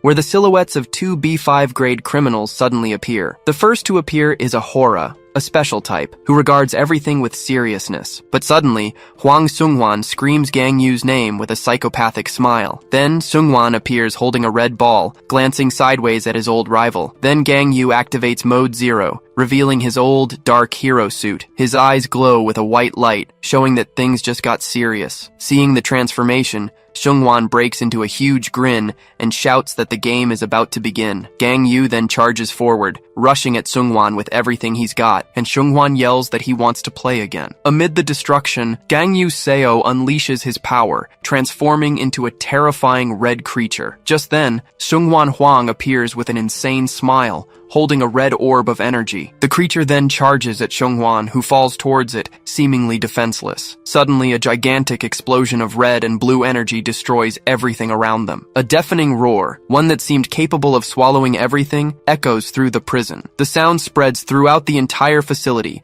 making the whole place tremble violently. 2 female prisoners watch from a distance, and one of them comments that it's a barbaric way to fight. But Ho, with a smile, says she hopes no one got hurt in the shockwave. Elsewhere, a guard desperately screams the director's name, calling for Se-yoon Jo. He warns that they need to get out of there now, but the director remains frozen in shock. She can't believe the scene, wondering how things got to this point. Back in the fight, Gangyu, in his monstrous form, looks exhausted after the massive attack. This transformation is called Zero Mode, a display of his true power. Far away, the hero is informed that the criminals on the lower floors have all been captured, but he reflects that no one saw Gangyu fight, and now he understands why Ryosa stopped him. Observing the immense power, Terrapir defines Gangyu's aura with a single word: death. Everyone there felt as if death itself had manifested before them. With his eyes shining, Vidi comments that the scene is so incredible, it's giving him inspiration. Meanwhile, Stiffness breaks into a psychopathic grin, completely mesmerized by the man's power. Asuede grows frustrated, realizing it's a special ability,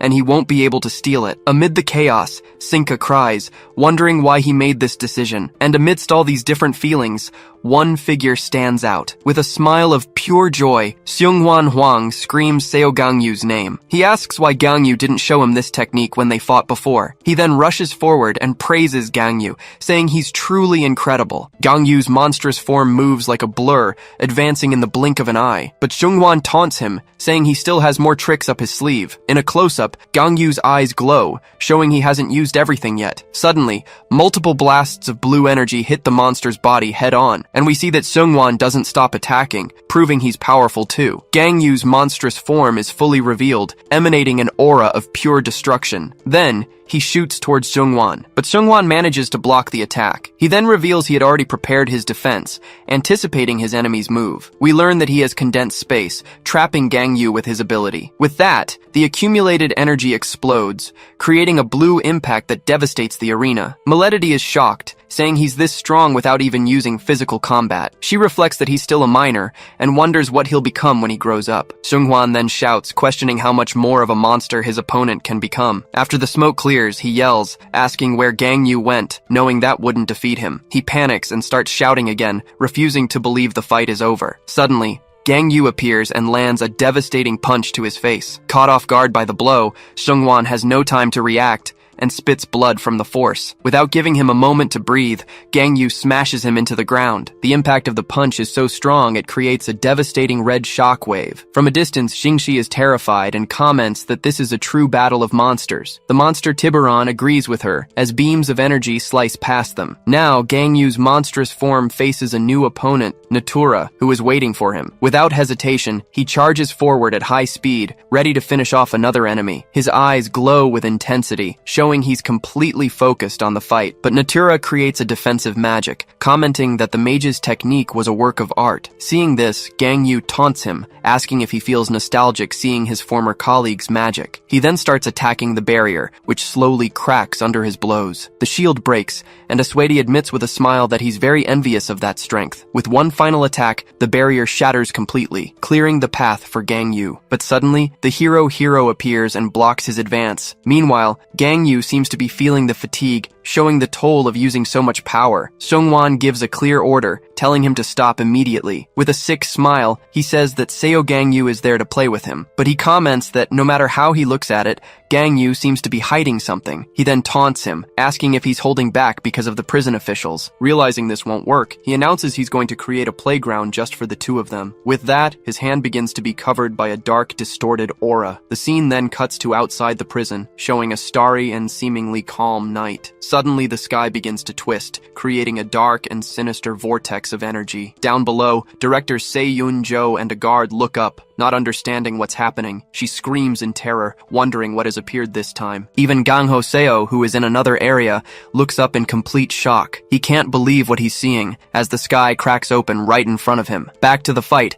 Gang Yu warns that from now on, playtime is over. With a shriek of pure euphoria, Seungwon tells them to go all out and play for real. The guards and the director panic, screaming in fear at the scene. And in the next instant, a bluish energy explosion destroys the entire prison. Amidst the rubble, director Se-Yun-jo screams in terror at what's happening. Then, red energy tentacles trap her and she panics, not understanding what they are. Several red spheres of power begin to appear, destroying everything around the prison. The orbs then merge and fly towards a blue energy, causing an explosion. With a smile, Seungwon remarks that the place is quite durable, despite all the attacks. From Seungwon's perspective, Gang Yu's monstrous form prepares for its next move. Suddenly, Sinka opens a portal and Gang Yu steps through it. But Sinka appears and interferes in the fight, using her own ability from a distance. With a wicked grin, she warns that people shouldn't be interrupted when using their powers. Morris then suggests they get out of there, as the place is too dusty. Ignoring the chaos, Tatsujin crouches down and touches the ground, which begins to glow. Morris is surprised by her action, wondering what she plans to do. It's revealed that Tatsujin is concentrating energy, and a strange symbol appears in her eye. She then stands up, and her sword begins to glow, showing that she's going to fight too. Sinka turns to Tatsujin and asks what she thinks she's doing. With a purple glow on her sword, Tatsujin prepares to force her way through. Seeing this,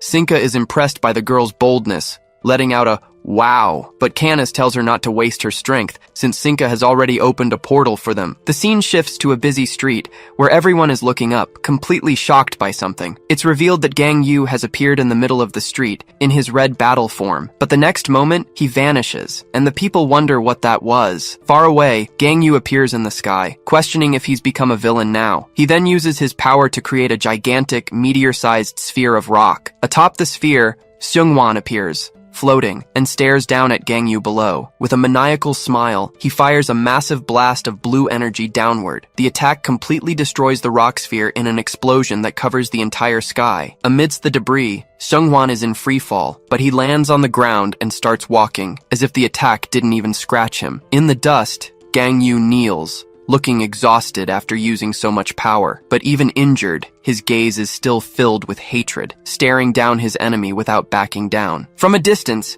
Sinka's group watches the two fighters in the middle of the giant crater. With a smile, Sinka warns that no one should interfere, they will just watch. The reason why the criminals from floors B3 and B4 obey Sinka is explained. The scene cuts to a flashback where Stiffness faces Sinka, who introduces herself to him. She then looks at him and says with a smile that she will grant all his wishes. The word she used to convince everyone was exactly that, desires. It's revealed that Sinka used the criminals' desires, a feeling every human has. By doing so, she managed to get them all to join her alpha world. But there was another very important reason why they accepted her proposal. In another flashback, Asuide asks Sinka what would happen if he refused. With a cold gaze, she replies that it's sad, but the consequence is quite simple. Basically, anyone who refused her offer would simply die, leaving them little choice. And the other reason was Seunghwan Huang, who lets out a completely mocking laugh. In the flashback, Canis questions Sinka, asking if her plan is about a new humanity. Seungwon then finds it interesting that she wants to marry Gangyu for that reason, but Sinka quickly interrupts him, warning that there's a problem with all of this. With a sadistic look, Seungwon says that fighting Gangyu is much more interesting. Sinka yells at him,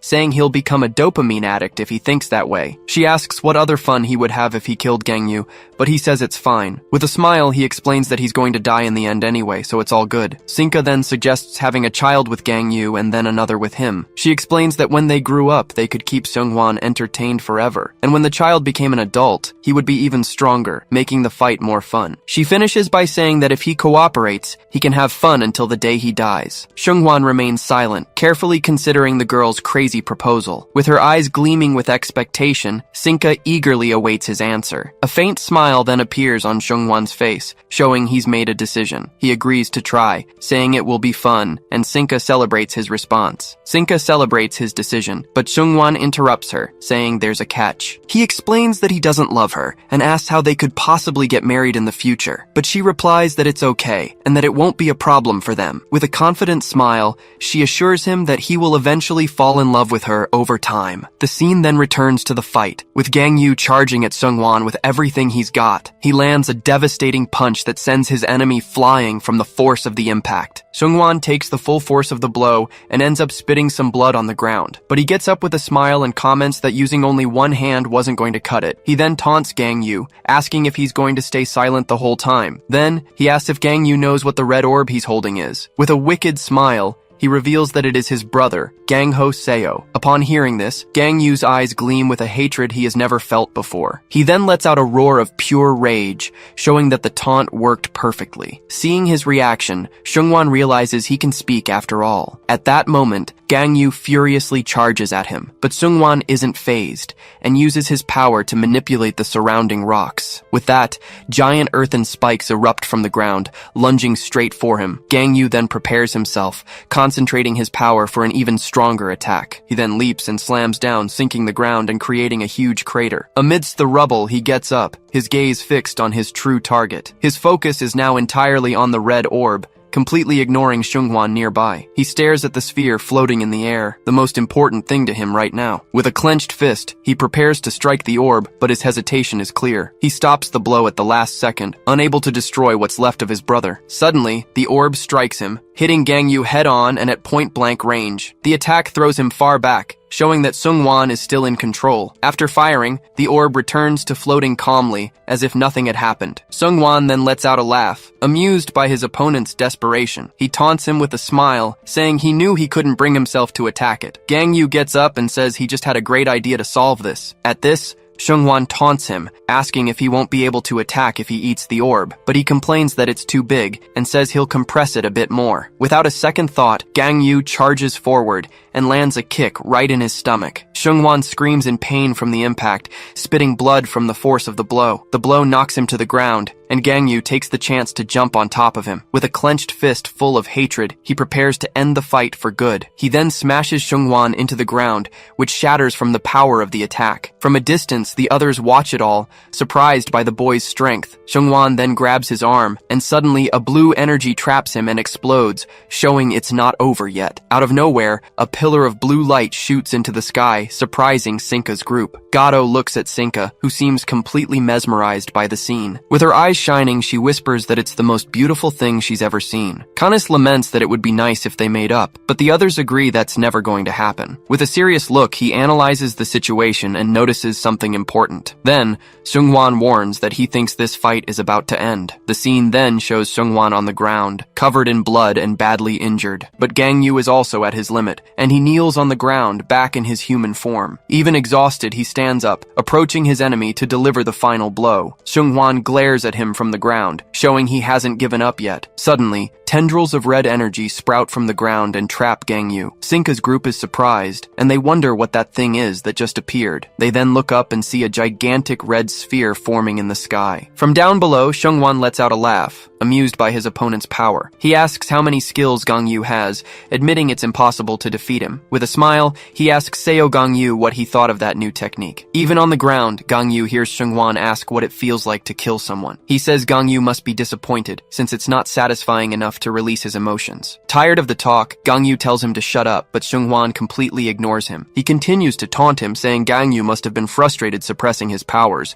The reason for that, according to him, was having to travel with that bunch of trash. At this, Gangyu slowly turns, facing his enemy with a look of pure hatred. He then replies with contempt, stating that Seungwon knows absolutely nothing. Seungwon admits that this is a dangerous skill, and that he's at his limit too. He then starts to wonder about the future, thinking about what comes next. The boy questions if he could defeat Gangyu, if he became an adult like Sinka said. He stares at his opponent, waiting for an answer to his question about their future. But Gangyu assures him that will never happen, because Seungwon will die right here. Watching the scene, Sinka's group remains silent, awaiting the outcome of the fight. Suddenly, the red sphere begins to expand, releasing a frightening energy. Sinka panics and screams, wondering what's happening in there. Seeing the situation, Sinka uses her power and opens a purple portal in the middle of the sphere. Desperate, she screams Seungwon's name, trying to save him from the imminent attack. With the portal open, she prepares to rescue him, her face full of worry. But it's too late, and Seungwon is pierced by several red energy spikes. In a close-up, we see the blades piercing through his chest, showing the brutality of the blow. But Gangyu just watches the scene with a hateful gaze. Seungwon is completely impaled by the thorns, screaming in pain from the brutal attack. Seeing the scene from afar, Sinka panics and desperately screams his name. She then rushes to help him, using her portal to appear beside his wounded body. She yells for someone to heal him now, but Terapir appears and tells her to get out of the way. Calmly, he approaches and touches one of the thorns, piercing the boy's body. He's shocked to see that Seungwon protected his vital points, even in the midst of chaos. With a serious look, he praises the young man, saying his combat instincts are flawless. He finishes removing the thorns, and Sinka tries to wake up Seungwon, who is unconscious. Terapir then looks at his severed arm and comments that this is a very unstable ability. From a distance, Tatsujin and Ho watch the scene, still stunned by the power. Terapir then rejoins the others and asks what they're going to do with Seo Gangyu. He faces the group and asks what their next move should be. Hiro then replies that they need to kill the boy right there, but he's interrupted. Sinka turns to the group and says that before that,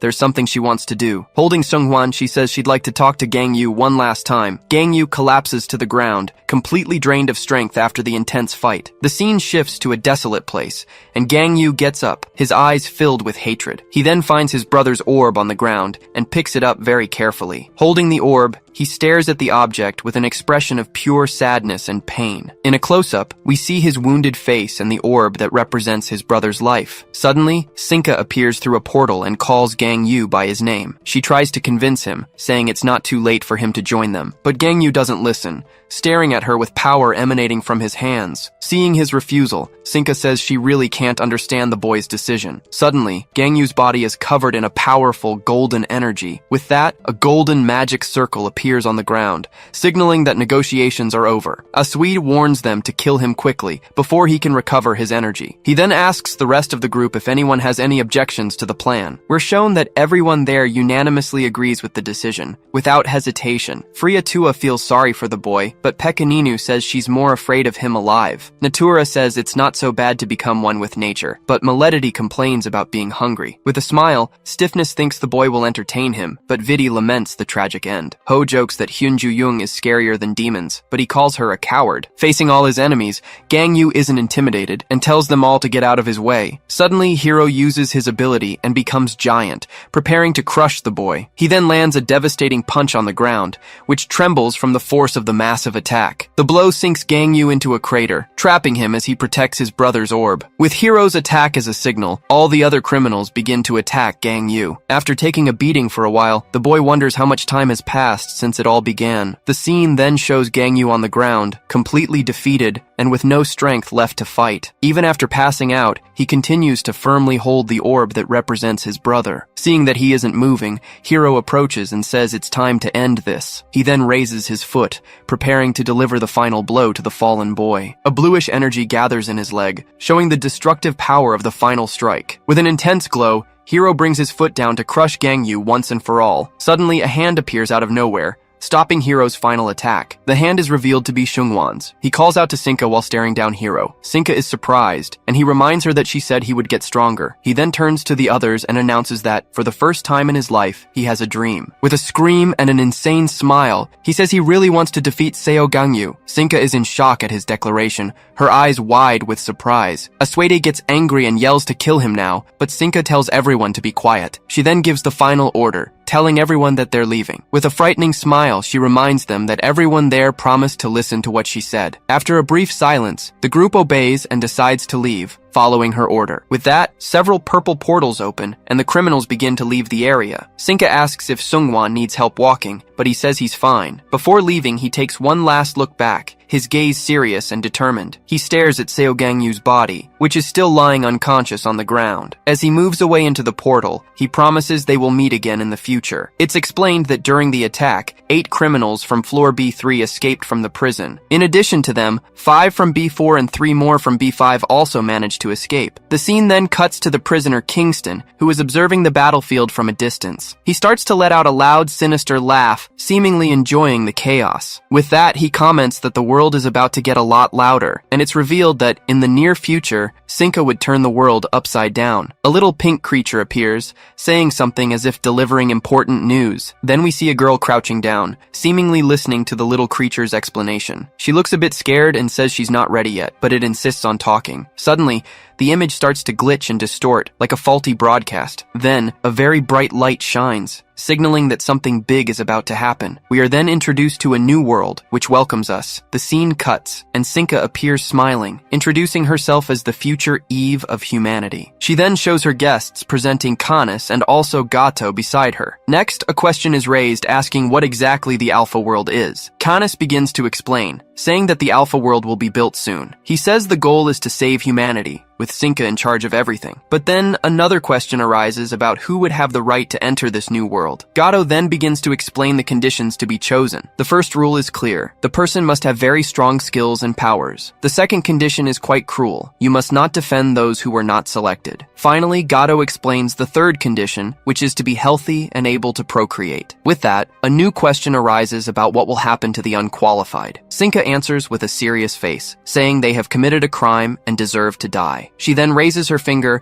and asks what should be done with these people. With a crazy look in her eyes, she answers her own question, saying they should simply be executed. Then, Sinka screams with all her might that all of them will be executed without exception. It's explained that next month, they will choose the neo-humans and send out the invitations. But Sinka warns that anyone who refuses will be seen as a traitor and will also be executed. She clasps her hands and wishes for the new neo-humans to be forever glorified. To finish, she winks at the camera and says goodbye, ending the broadcast. The scene returns to the girl, who is still there, listening to the little pink creature. Suddenly, a blue flash interrupts everything, as if the connection was lost. Then, the scene changes to a meeting room, where several figures are seated. Someone seems to agree with what was discussed, starting the serious conversation. They begin to talk about the prison break and the broadcast the whole world saw. A man is introduced as Beze, the world president, talking about the WSC. He then begins the World Security Council meeting to discuss the problems. On the screen, they analyze Sinka's data, showing the danger she represents. Someone asks if she's on the villain list, but the Hero Association denied it. One of the members is outraged, as this happens right after the deaths of other heroes. But before they decide what to do, one of them asks for a moment to say something else. He says they need to clarify some important points before continuing the meeting. Then, a man named Einheit accuses director Jo Se-yoon of giving power to criminals. He yells that she caused enormous chaos by giving someone the right of execution. But another person defends the director, saying she made the best possible decision. This man is Utority, who states with certainty that he would have done the same thing in her place. Einheit insists she should have reported it, but Utority says she couldn't waste time. He then stares at another member of the meeting and asks if he doesn't agree. The question is for El Hayado, the Minister of Justice, who listens attentively. He replies that, despite everything, he thinks it's wrong to give one individual so much power. He continues, saying he understands the situation was unique and it was a difficult decision. Then, Commissioner Boda expresses his concern, fearing the people will suffer greatly. But Commissioner Krum counters, saying the people are already suffering from the lack of security. At this, Vice Minister Guerra questions if they should already consider this a real war. Utority slams the table in anger, saying he already told them they should all be killed. He accuses the others of getting into this situation by delaying the executions. With hatred, he shouts that in his day, captured criminals would have died on the spot. Utority also complains that ever since Raosa became the association's president, the world has gone to crap. Boda then comments that Utority hasn't changed one bit over time. Einheit jumps into the fight, saying Utority's past actions were also wrong. He further accuses Utority, stating that most of the heroes he led were crazy. El Giotto defends himself, saying it was better to have them as heroes than as villains. Utority shouts back that because of Raosa, many heroes became villains. With a serious look, Boda states that Utority's idea of a hero is different from his. He finishes by saying, "Everyone there is so obsessed. They can't see reality." President Beze then says Rausa's name, pensive about the current situation. He then wonders what Rausa would have said if she were present. But her chair is empty, as the position of leader of the Hero Association is vacant. Utority remains silent, but his angry face says everything he's thinking. The scene changes, and Utority is leaving when someone asks if the meeting was good, and he says no. Inside the car, he complains that they just need to kill everyone and get it over with. He blames everything on Rausa, and his driver asks what he's going to do. It's explained to us that after Rausa became president, the council members were divided. There was the pro-correction group, which was the faction with more people on her side. Then came the pro-punishment group, which was Utority and Krum's crew. And finally, there was the neutral party, which was just the Minister of Justice, El Giotto. Utority complains that they were always ignored, as it was 4 against 2 on the council. But now that the position is vacant, he just needs to place one of his allies there. With that, the balance would be an even 3 against 3, and they would be heard. Utority continues his explanation, saying that's exactly why they need to act. He reveals his plan is to go meet the former hero of equality, Seo Gangyu, but he is sure that elsewhere, other people are also making their moves. The scene changes, and we see Lipus sitting, seemingly in the middle of a serious conversation. Back in the car, the assistant asks if Gangyu wasn't very close to Rausa. With a sinister smile, Utority replies that the situation has changed a lot. He then gives the order to the driver to head to their meeting with Seo Gangyu. Gangyu is being treated by doctors, as he suffered a lot of damage in the last fight. In his memories, Gangyu recalls a monk who claimed to have the same doubt as him. Jiyuji smiles and says he'll find the answer on his journey with equality. Hub refuses, saying he doesn't want to kill people with his own hands. He says that if he's forced to kill, he'd rather stop being a hero. Tomai explains that her sister is a criminal on death row. She believes that even if she deserves it, her sister should have a chance to repent for her crime. Mago then suggests thinking about it the other way around. Why should heroes kill? He questions the value of life and what it means to be human, inviting everyone to think together. Then, Rausa says their job isn't to kill, but to save everyone. She then extends her hand to Gangyu, inviting him to save the world with them. But now he faces their memorial and wonders why they all left without an answer. The scene returns to the present, and he says an inspector's job is to rehabilitate criminals. He explains he's not against the death penalty, but he has a duty to speak with them beforehand. Gang Yu states that the law judges people, and inspectors just carry out the sentence, and that's why, before the execution takes place, something needs to be done first. He continues, saying that an inspector's duty before an execution is... Suddenly, the scene cuts to a wide-open eye, filled with terror and despair. We then see Seo Gangyu standing alone in the middle of a strange rain of blood, and in front of him, a hand holds a bizarre and disgusting sphere of flesh. Seungwon Hwang appears with a sick smile,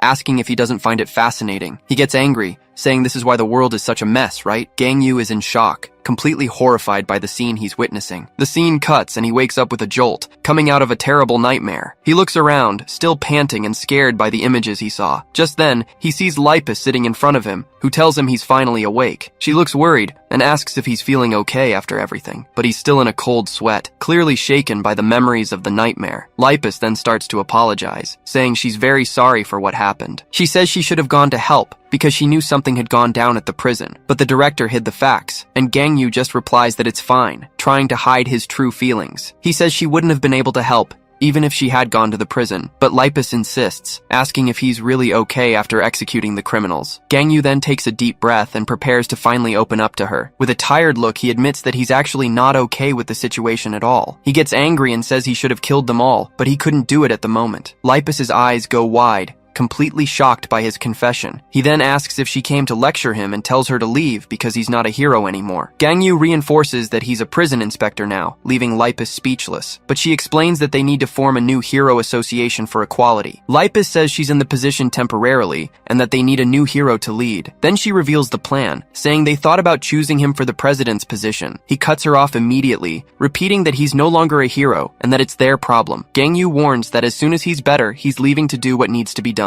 Just then, a deep voice echoes through the room, and Utority appears at the door out of nowhere. He smiles and confirms, saying that now he is Inspector Seo Gangyu. Gangyu and Lipus are surprised, not understanding what Utority is doing there. He says that Gangyu has suffered enough alone, but now he won't have to anymore. Utority reveals he's going to become president and use heroes in the executions, leaving Lipus shocked. Gangyu asks what he means, but Utority announces he's going to quit his current position. He explains he's leaving so he can run in the election for president of the Hero Association. Then he says he came to see if Gangyu wanted the position, but now there's no need. Before leaving, he tells Lipus, the rabbit, to keep an eye on what's about to happen. Lipus is outraged and asks who in the world would vote for him for a position like that. With a smirk, Utority replies that they'll just have to wait and see. She tries to talk to Gangyu again, but he simply says he's tired. With a very cold look, he asks them to please leave the room now. Lipus is speechless, processing what she heard before finally leaving. In the car, the assistant comments that many people besides them will be after Seo Gangyu. Utority reflects that the organizations have become too dependent on a single powerful person. He predicts the council will discuss whether or not Gangyu should have the right to execute. His assistant asks what he's going to do since Gangyu's actions are wrong. She waits there, somewhat unsure of what her boss's answer will be. The scene cuts back to the meeting, where someone says that if that's what the law dictates, then they must punish the prison director, but another member questions the situation. Commissioner Crumb defends the director, saying she would have ignored what she did. But Einheit explodes with anger, yelling that this whole conversation is just a waste of time. He complains that no one there is offering a real solution, just spouting idealism. Outraged, Einheit yells that he already gave a suggestion to solve the problem. His idea was to use the firefighters and the army to contain the crisis, but Commissioner Crumb immediately denies it, saying the police never agreed to that. The plan was to bring everyone together to capture the criminals and let the law judge them. Utority finds the idea absurd and says that's a solution from someone living in a fantasy world. President Bazette then calls on Utority, wanting to hear what he thinks. He asks very directly what proposal Utority has then. With a confident smile, Utority simply suggests they hold a vote. The council members are surprised by the idea, wondering what kind of vote it would be. Utority then explains his plan, which is to let the entire nation vote on an issue. The vote would decide if Gangyu should have the right to execute, and thus they would change the law. The scene cuts to the city at night, as the idea of a vote hangs in the air. Utority agrees, saying that instead of arguing, a vote will make things clearer. He then taunts the council, reminding them that they all work for the citizens. But one member finds it dangerous, and Yutori immediately retorts, accusing him of looking down on the people. Einheit gets irritated and says he knows exactly why the other is acting this way. He accuses Yutori of being afraid, knowing he'll end up losing the vote. With a serious look, he asks if he's wrong about his intentions. The tension in the room rises, and everyone turns to the president, waiting for a decision. The president closes his eyes and remains silent, thinking hard about what to do. After a while, he finally makes up his mind and authorizes the vote. 2 weeks pass, and a news anchor appears to announce the final results. She reveals that 88% are in agreement, an overwhelming victory for those in favor. Yutori smiles, satisfied, commenting that this result was more than expected. The anchor then begins to explain the majority's reasoning for voting in favor. They believe this is a war, and that the enemies are beasts who don't deserve the protection of the law. Yutori smiles, saying that besides Gangyu, other heroes will also receive the authority to execute. The anchor then starts to talk about the opinion of the opposition, who were the minority in the vote. They think Gangyu is too emotional, and that giving him this power would be dangerous, and that giving this power to a single individual could cause the collapse of society. This is, in essence, the minority's view on the subject. Einheit explodes, shouting that it's all nonsense, refusing any attempt at reconciliation. Yutori yells back, saying the result is clear and he doesn't understand their problem. But President Bazet interrupts the fight, ordering them both to stop arguing immediately. With a serious expression, he then orders them to bring Seo Gangyu to him. The scene changes, and an elegant man waits in a room, saying it's been a while. Gangyu then appears in his uniform, and the man greets him by name. The man asks if he's heard the news, and Gangyu confirms he has. With a curious look, the man then asks what his choice will be now. Gangyu answers firmly that he will follow the vote's result and execute all of them. The man seems to accept his decision, but says he needs to ask just one more thing. The man then asks what he would have done if the vote had gone the other way. Gangyu thinks for a moment, preparing to give a very honest answer. With hatred in his eyes, he says he would have killed them all and then turned himself in without hesitation. The man seems to agree, accepting his answer without any judgment. He then turns and says, "There's one more question that needs to be asked. The question is what Rausa would have done if she were here to handle the situation." Gangyu is surprised by the question, and the man just silently observes his reaction. He then replies that, for that answer, Gangyu should ask Rausa herself. Gangyu seems to reflect on this, looking out at the city skyline from the office window. But the man hasn't left yet, and says there's one last thing he needs to know. He wants to know if, after everything, Gangyu intends to be a hero again. Gangyu looks away and honestly replies that he doesn't know the answer yet. The scene cuts to a newspaper, reporting that a special law has been created for Seo Gangyu. We see several reporters, and it's explained that President Bazet has made a statement. He announces that he has given Officer Gangyu the authority to execute the prison's criminals. President Bazet concludes by saying the law applies to this incident and any future terrorism. Yutori watches from his car, saying that with this, things will go back to normal. Meanwhile, Lipus appears alone in a field, looking very thoughtful and sad. The scene cuts to someone watching the announcement while holding an urn with ashes. We see hands on the urn, which seems to contain the remains of someone very important. It's Officer Jia Hong, mourning deeply for the death of her partner, Gang Ho Seo. Seeing the news, Sinka thinks it's time for her group to start preparing. She then asks if all her enforcers are finally ready for action. A group of powerful villains is shown, all lined up and waiting for her orders. And among them, Shungwan Huang appears with his typical, purely mocking smile. A short time later, the scene changes, taking us to Spain and also to Portugal. The world then hears news of a blue circle that appeared and delivered a letter. In the council meeting, they discover that the letter was actually an invitation, and the situation spreads, with the same portal appearing to various people on the street. The crowd looks up, completely shocked to see the portal floating over the city. Suddenly, a green magic symbol appears inside the portal, changing its color. Then, a giant explosion erupts in the middle of the street, throwing everyone back. Asuede observes the destruction, impressed by the power of the attack he unleashed. Then, his group emerges from the portal, and Ho comments that the explosion was very intense. Morris argues with him, but Asweed warns that the weak have no right to join them. The scene cuts, and a cute creature appears on a building's large screen, drawing attention. The little creature waves to the crowd who don't understand what's happening, but then the image changes to Sinka, who introduces herself to everyone watching. The World Council watches the broadcast, and she warns that something is about to happen. With a sinister look, she points forward and announces that the execution will begin. She explains that the execution is for all those who were not genetically selected. Several villains are shown, all with malicious looks, ready for action. The scene ends with Gangyu, who adjusts his cap, prepared to spring into action. A news anchor begins to explain the situation, using data from the Hero Association. Then we're introduced to Asweed, a very dangerous summoner-type villain. It's explained that he was captured by the hero Mago, a very strong opponent. His power is to steal an enemy's ability,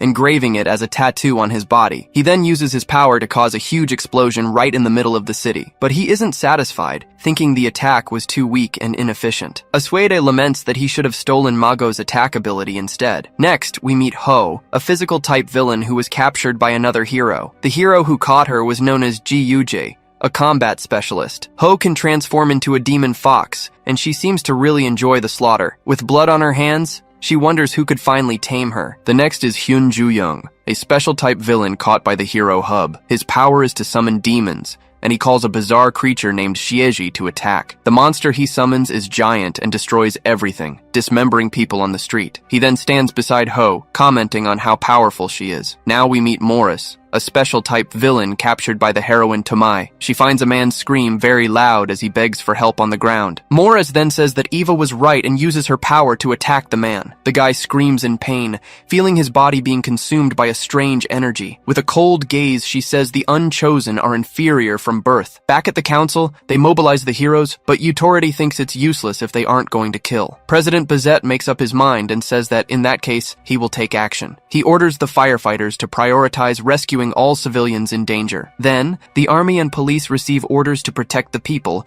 even without the power to fight back. The president then asks El Kayado where Officer Seo Gang-yu is right now. He replies that Director Joe reported that Gang-yu already headed there after seeing the broadcast. One of the members asks if there's a way to find out what the enemies want, but the assistant informs them that they still don't know the true objective of the attack. The scene cuts to Sinka, who explains with a smile what everyone's mission is. The objective is to execute the Unchosen and help the guests get to the Alpha world. She continues, saying that in the beginning, they just need to give a taste of their power. Sinka explains that the priority now is to bring people to their side, not to execute them. With a wide smile, she says the Unchosen can be killed at any time. Back in the city, a survivor yells at them to stop all the destruction. Hyun Ju-young says they've already warmed up and that Ho wanted to destroy more, but Asuede refuses to stop, saying he'll do whatever he wants. He believes that if he keeps destroying things, the special guests will show up soon. Morris gets angry and accuses him of ignoring orders, but he doesn't seem to care. Just then, another villain prepares to attack and summons the three-legged crow. A giant bird of fire appears, flying through the skies and burning everything in its path. Ho gets excited and asks to join in, but Morris already knows it's no use. She warns that she'll tell Eva everything, but Asuede tells her to do whatever she wants. The city continues to be destroyed,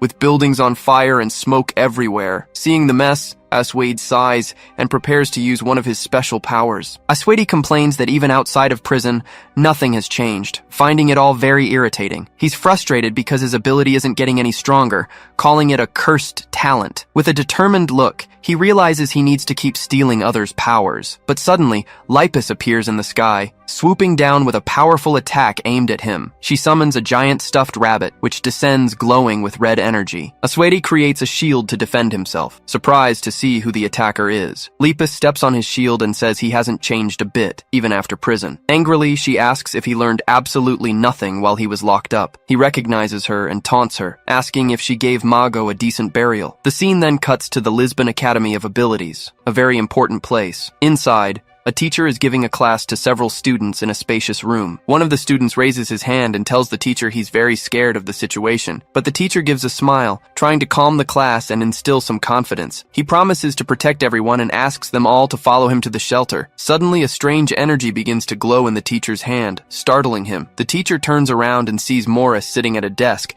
sending the other students into a panic. With a sinister smile, she praises the teacher for his courage in protecting the students. The children start to scream and run, but the villain just finds their shouting irritating. He then recognizes Morris and prepares to fight to defend the whole class. She's surprised he knows her name, finding the situation a bit embarrassing. Morris informs him that he also received the invitation and tells the chosen ones to come with her. But the teacher stands in front of the children and yells that he won't hand anyone over. She then scoffs at his attitude, saying he isn't very smart. At that, the villain grips her umbrella tighter, preparing to attack. She gets irritated because he dared to interrupt her mid-sentence. The teacher doesn't back down and continues to face Morris with a look of determination. Angrily, she adjusts her hat and says she's going to teach him a lesson in manners. After the incident with the twins, Mago and Rausa created a special school to educate children with powers. In this place, heroes would teach the young how to integrate into society, even with special abilities, and most importantly, they would learn to finally control all their power safely. The scene shifts to inside the academy, where the villain Morris tosses her hat into the air. She then activates her ability, and a power zone called the Good Manners Zone appears. Startled, the children and the teacher panic, not understanding what that giant thing was, but the villain just makes a shushing gesture, as if scolding everyone there. At that, gags appear on the children's mouths, forcing them to be quiet instantly. With everything silent, she floats smugly, revealing that the name of her power is etiquette. It's explained that this ability only affects those she considers inferior, allowing her to restrain or harm them. She then threatens to kill anyone who tries anything funny,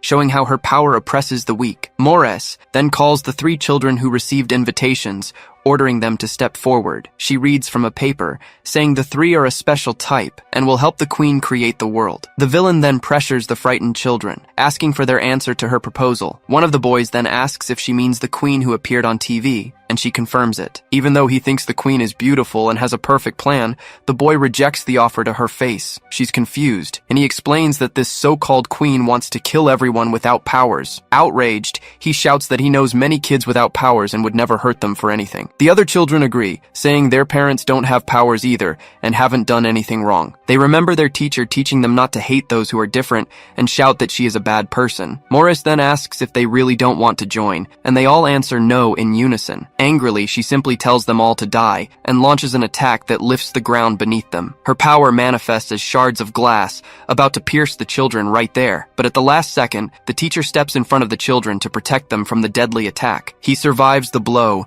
revealing his power is to absorb the impact of special attacks, a true bodyguard. The villain is surprised and understands why Sinka invited him, as his ability is perfect for this. The teacher then stares at her seriously and warns her that they know everything about her past.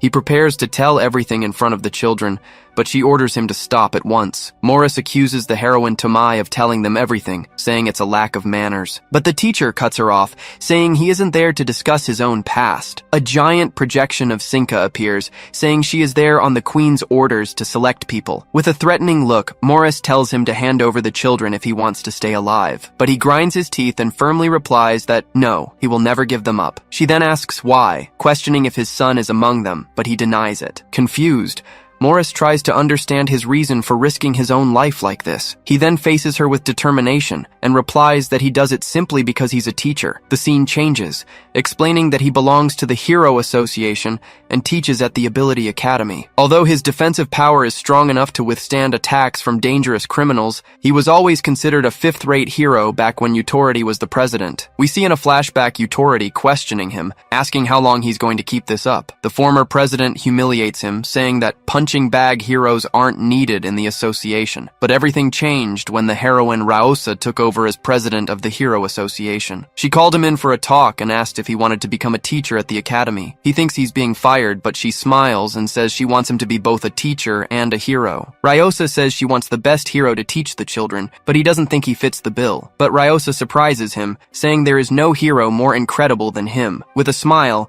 she calls him the hero of heroes, the one who protects his comrades with his life. The teacher is speechless, completely moved by the recognition she has shown him. Back in the present, Morris says she's just had a great idea to resolve the situation. She then suggests that he convince the children, since they would surely listen to their teacher. He begins to speak, explaining to her that the world is undergoing great changes. With the emergence of powers and many wars, our society completely collapsed. And to stabilize everything again, he says that countless sacrifices were made along the way. Losing patience, she asks what that has to do with anything, and he says he's trying to explain. He warns that if the queen's madness becomes reality, society will plunge into chaos once again. She thinks it's just an excuse, but he corrects her, saying he does care about society. Confused, Morris doesn't understand why he would care about the fate of an imperfect world. He then reveals the reason, saying that chaos would create more children who have suffered like she did. The villain is shocked by this revelation as he protects the frightened students behind him. Completely furious, she screams,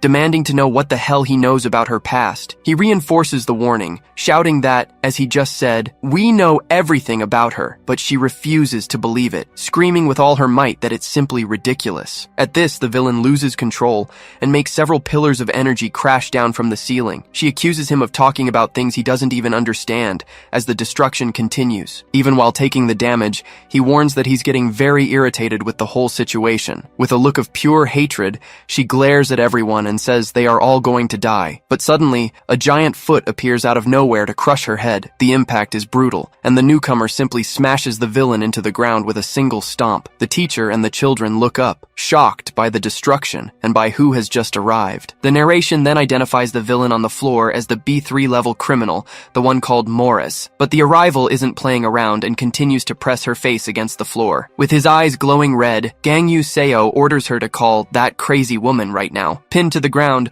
Morris asks if he's referring to her queen with that insult. Gangyu glares down at her, warning that the insult applies to her too, without exception. Consumed by rage, she screams that he's an insolent bastard, completely losing her mind. She tries to use her power to break free, but he pins her to the ground with even more force. Suddenly, chains of red energy manifest out of nowhere, binding Gangyu's body. She summons a giant guillotine, declaring that he will pay for all his sins right now. But unexpectedly, the guillotine's blade shatters into pieces, failing to function. Without a second thought, he snaps the chains and lands a devastating punch squarely on the villainess's face. Witnessing the scene, the professor and the children stand frozen, their jaws dropping as they scream in shock. Gangyu calls out to the professor, who responds instantly, still visibly shaken by the unfolding chaos. He gives the order to get the children out of there as fast as he possibly can. However, the professor warns that the villain's power is still active and they can't escape. With a single punch, Gangyu simply knocks Morris out, and she collapses instantly. With her down, the power binding everyone finally dissipates completely. Her face battered, Morris lies unconscious on the ground, bleeding profusely. The professor and the children remain in shock now that her power has finally been deactivated. At that moment, Gangyu orders them to run as far away as they can, and the professor agrees immediately. But before leaving, he grabs the villainess by the collar. Still unsatisfied with the situation, he lifts her up and warns her with a deadly serious look that he's only going to say this once more. With his eyes glowing with rage, he commands her to bring that woman to him right this instant. Suddenly, her eyes snap open with a bizarre smile as she activates something called Lady Mode. A zone of red energy expands, trapping the two of them alone inside a circle. Gangyu just sighs, realizing things are about to get more complicated. Her appearance shifts, and she remarks that it's been a while since she last took on that form. Out of nowhere, two strange figures in top hats and mustaches appear behind Gangyu, surrounding him. The two speak in unison, politely stating that ladies must always go first. She closes her umbrella, which transforms into a weapon, and activates a new ability, Ladies Zone. With this, the umbrella creates a massive energy dome, covering the entire combat area. Gangyu seems thoroughly annoyed, lamenting that she had to come to him to settle things. She tells him he's out of luck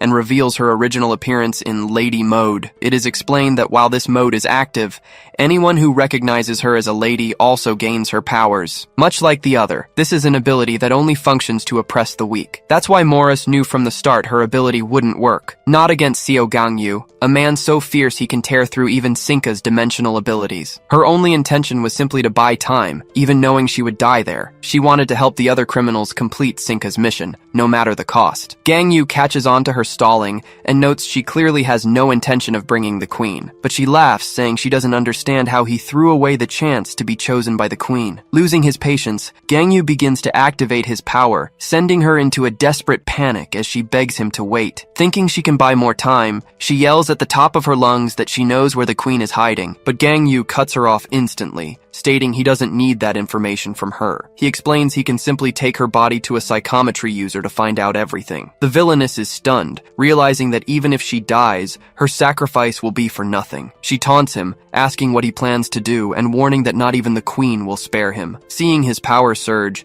the villainess realizes she already knows what she has to do. With a determined look, she decides she must commit suicide to protect her queen. She needs to die without leaving a single trace, but he lunges forward to stop her plan. His power manifests as energy claws that stretch toward the villainess. But instead of grabbing her, he uses his power to pull Sinka herself from another dimension. With a smile, Sinka appears and remarks that it seems he's changed his mind about meeting her. Morris is driven to despair by the sight, screaming her queen's name in complete shock. She warns Sinka that the place is too dangerous and that she needs to leave right now. But Gangyu enters full power mode, creating an energy barrier around them. Sinka notes that he hasn't changed his mind and even asks her servant if she's alright. Fully transformed, he glares at the two villains, ready to start the fight for real. He then warns that he will use every last drop of his strength to finish her off. Sinka finds the threat terrifying, but admits that for some reason she doesn't feel angry. In fact, she likes his obsession and even wonders if this could be love. The three are trapped in the dimension,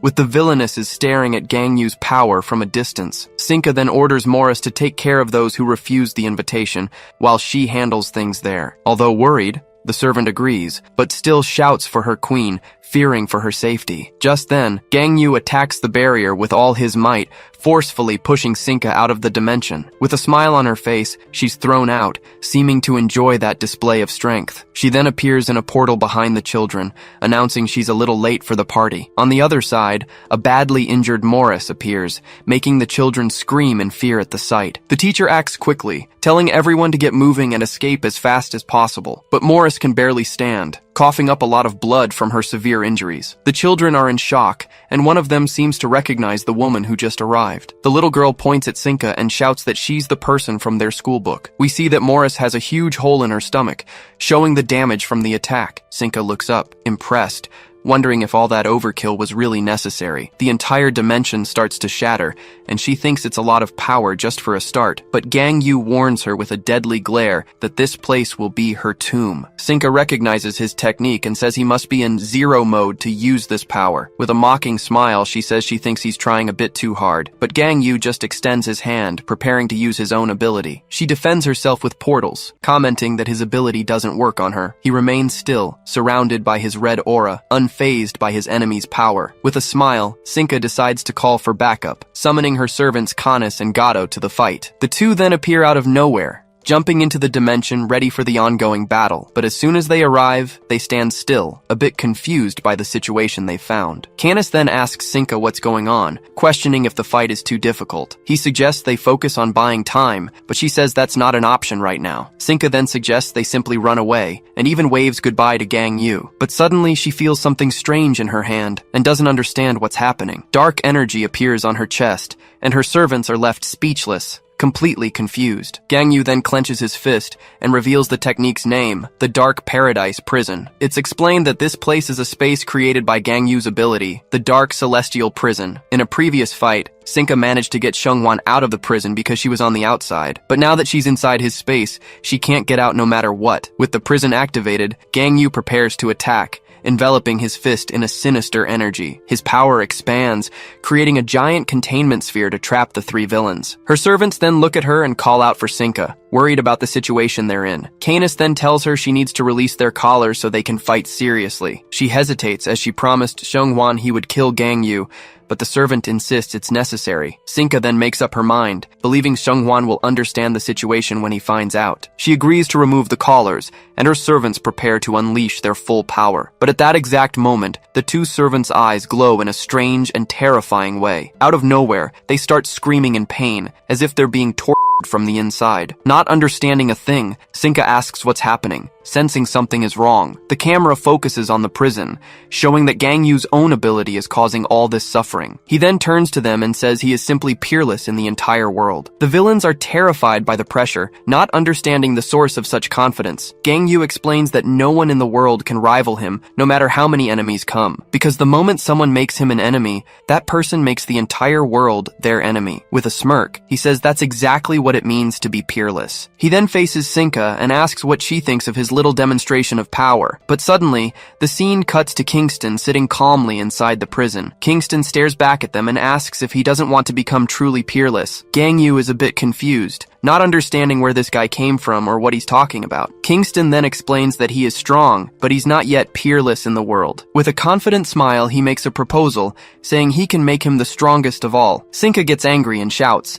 asking what kind of nonsense this is, and if the old man has gone crazy. She keeps cursing, but Kingston moves toward her with a powerful punch. He then readies a punch with a powerful aura, showing he's not messing around, and with one blow, he sends her flying, warning that women shouldn't interrupt men. The servants are shocked, and Sinka, full of hatred, tells the old man to just get lost. But in that same instant, her eyes glow, and she feels a strange power affecting her. Suddenly, her servants run desperately to her aid. She looks at her hand, spitting blood, and starts cursing the damn old man who attacked her. With hatred in her eyes, she screams that he's nothing but a useless, dying old man. But he laughs and mocks her, saying that for a wretch like her, even standing is impossible. Filled with hatred, she screams for the old man to go to hell and attacks with everything she's got. A gigantic beam of purple energy flies towards him, ready to disintegrate him. The attack hits him head on, and the explosion of power illuminates the entire dark dimension. Even after the hit, she keeps cursing him, saying he's almost dead, but Kingston appears behind her and praises her, saying she has a powerful ability. He even comments that at this level,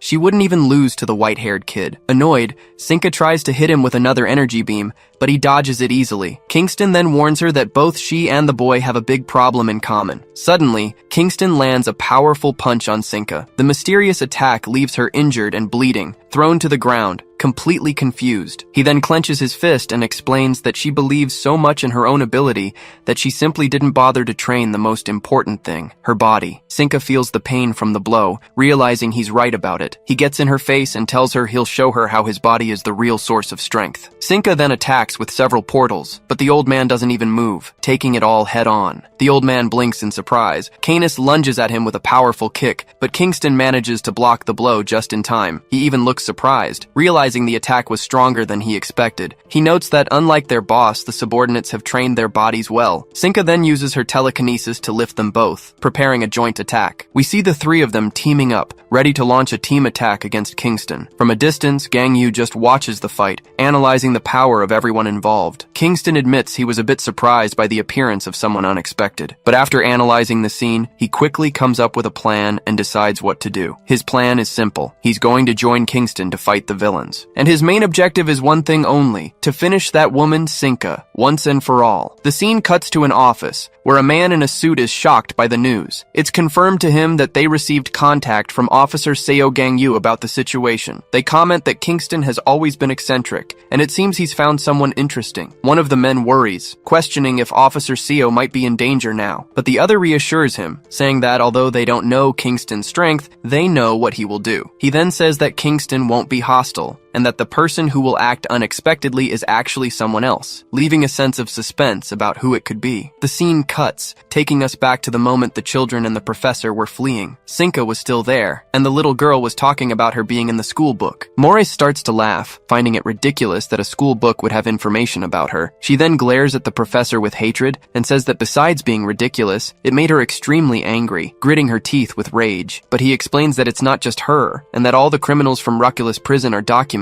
She asks if it's to mock the losers, but he denies it and says it's to understand them. A flashback begins, showing an officer meeting with Rausa and Mago after the Academy's creation. The officer approaches the two legendary heroes with a serious demeanor and an important proposal. He introduces himself as Seo Gangho, an officer from the famous maximum security prison, Ruculus. Gangho then suggests they add criminology as a mandatory subject for the students. Back in the present, Morris finds the idea of understanding her completely ridiculous and meaningless. She then taunts him, asking how he feels after reading about her entire past, but a voice cuts in, asking why he's trying to talk to a beast like her. The professor turns around and sees Utority, who says the professor hasn't changed a bit. With contempt, the old man states he should have fired him when he had the chance in the past. The professor recognizes him, and Utority tells the children that their education is all wrong. He then says he will teach what should have been taught, and tells them to pay attention. Authority begins the lesson, saying that criminals don't become criminals because of their situation. He adjusts his tie, explaining that it's not their environment or society that corrupts them. According to him, emotional people try to create sympathy, blaming the world for everything bad that happens. With a crazed look, he shouts that criminals are the way they are simply because they were born that way. He calls them mutants of society, comparing them to cancerous tumors that must be removed. Authority rolls up his sleeve, reinforcing that these tumors need to be completely ripped out, and announces he's about to give them a little demonstration right now.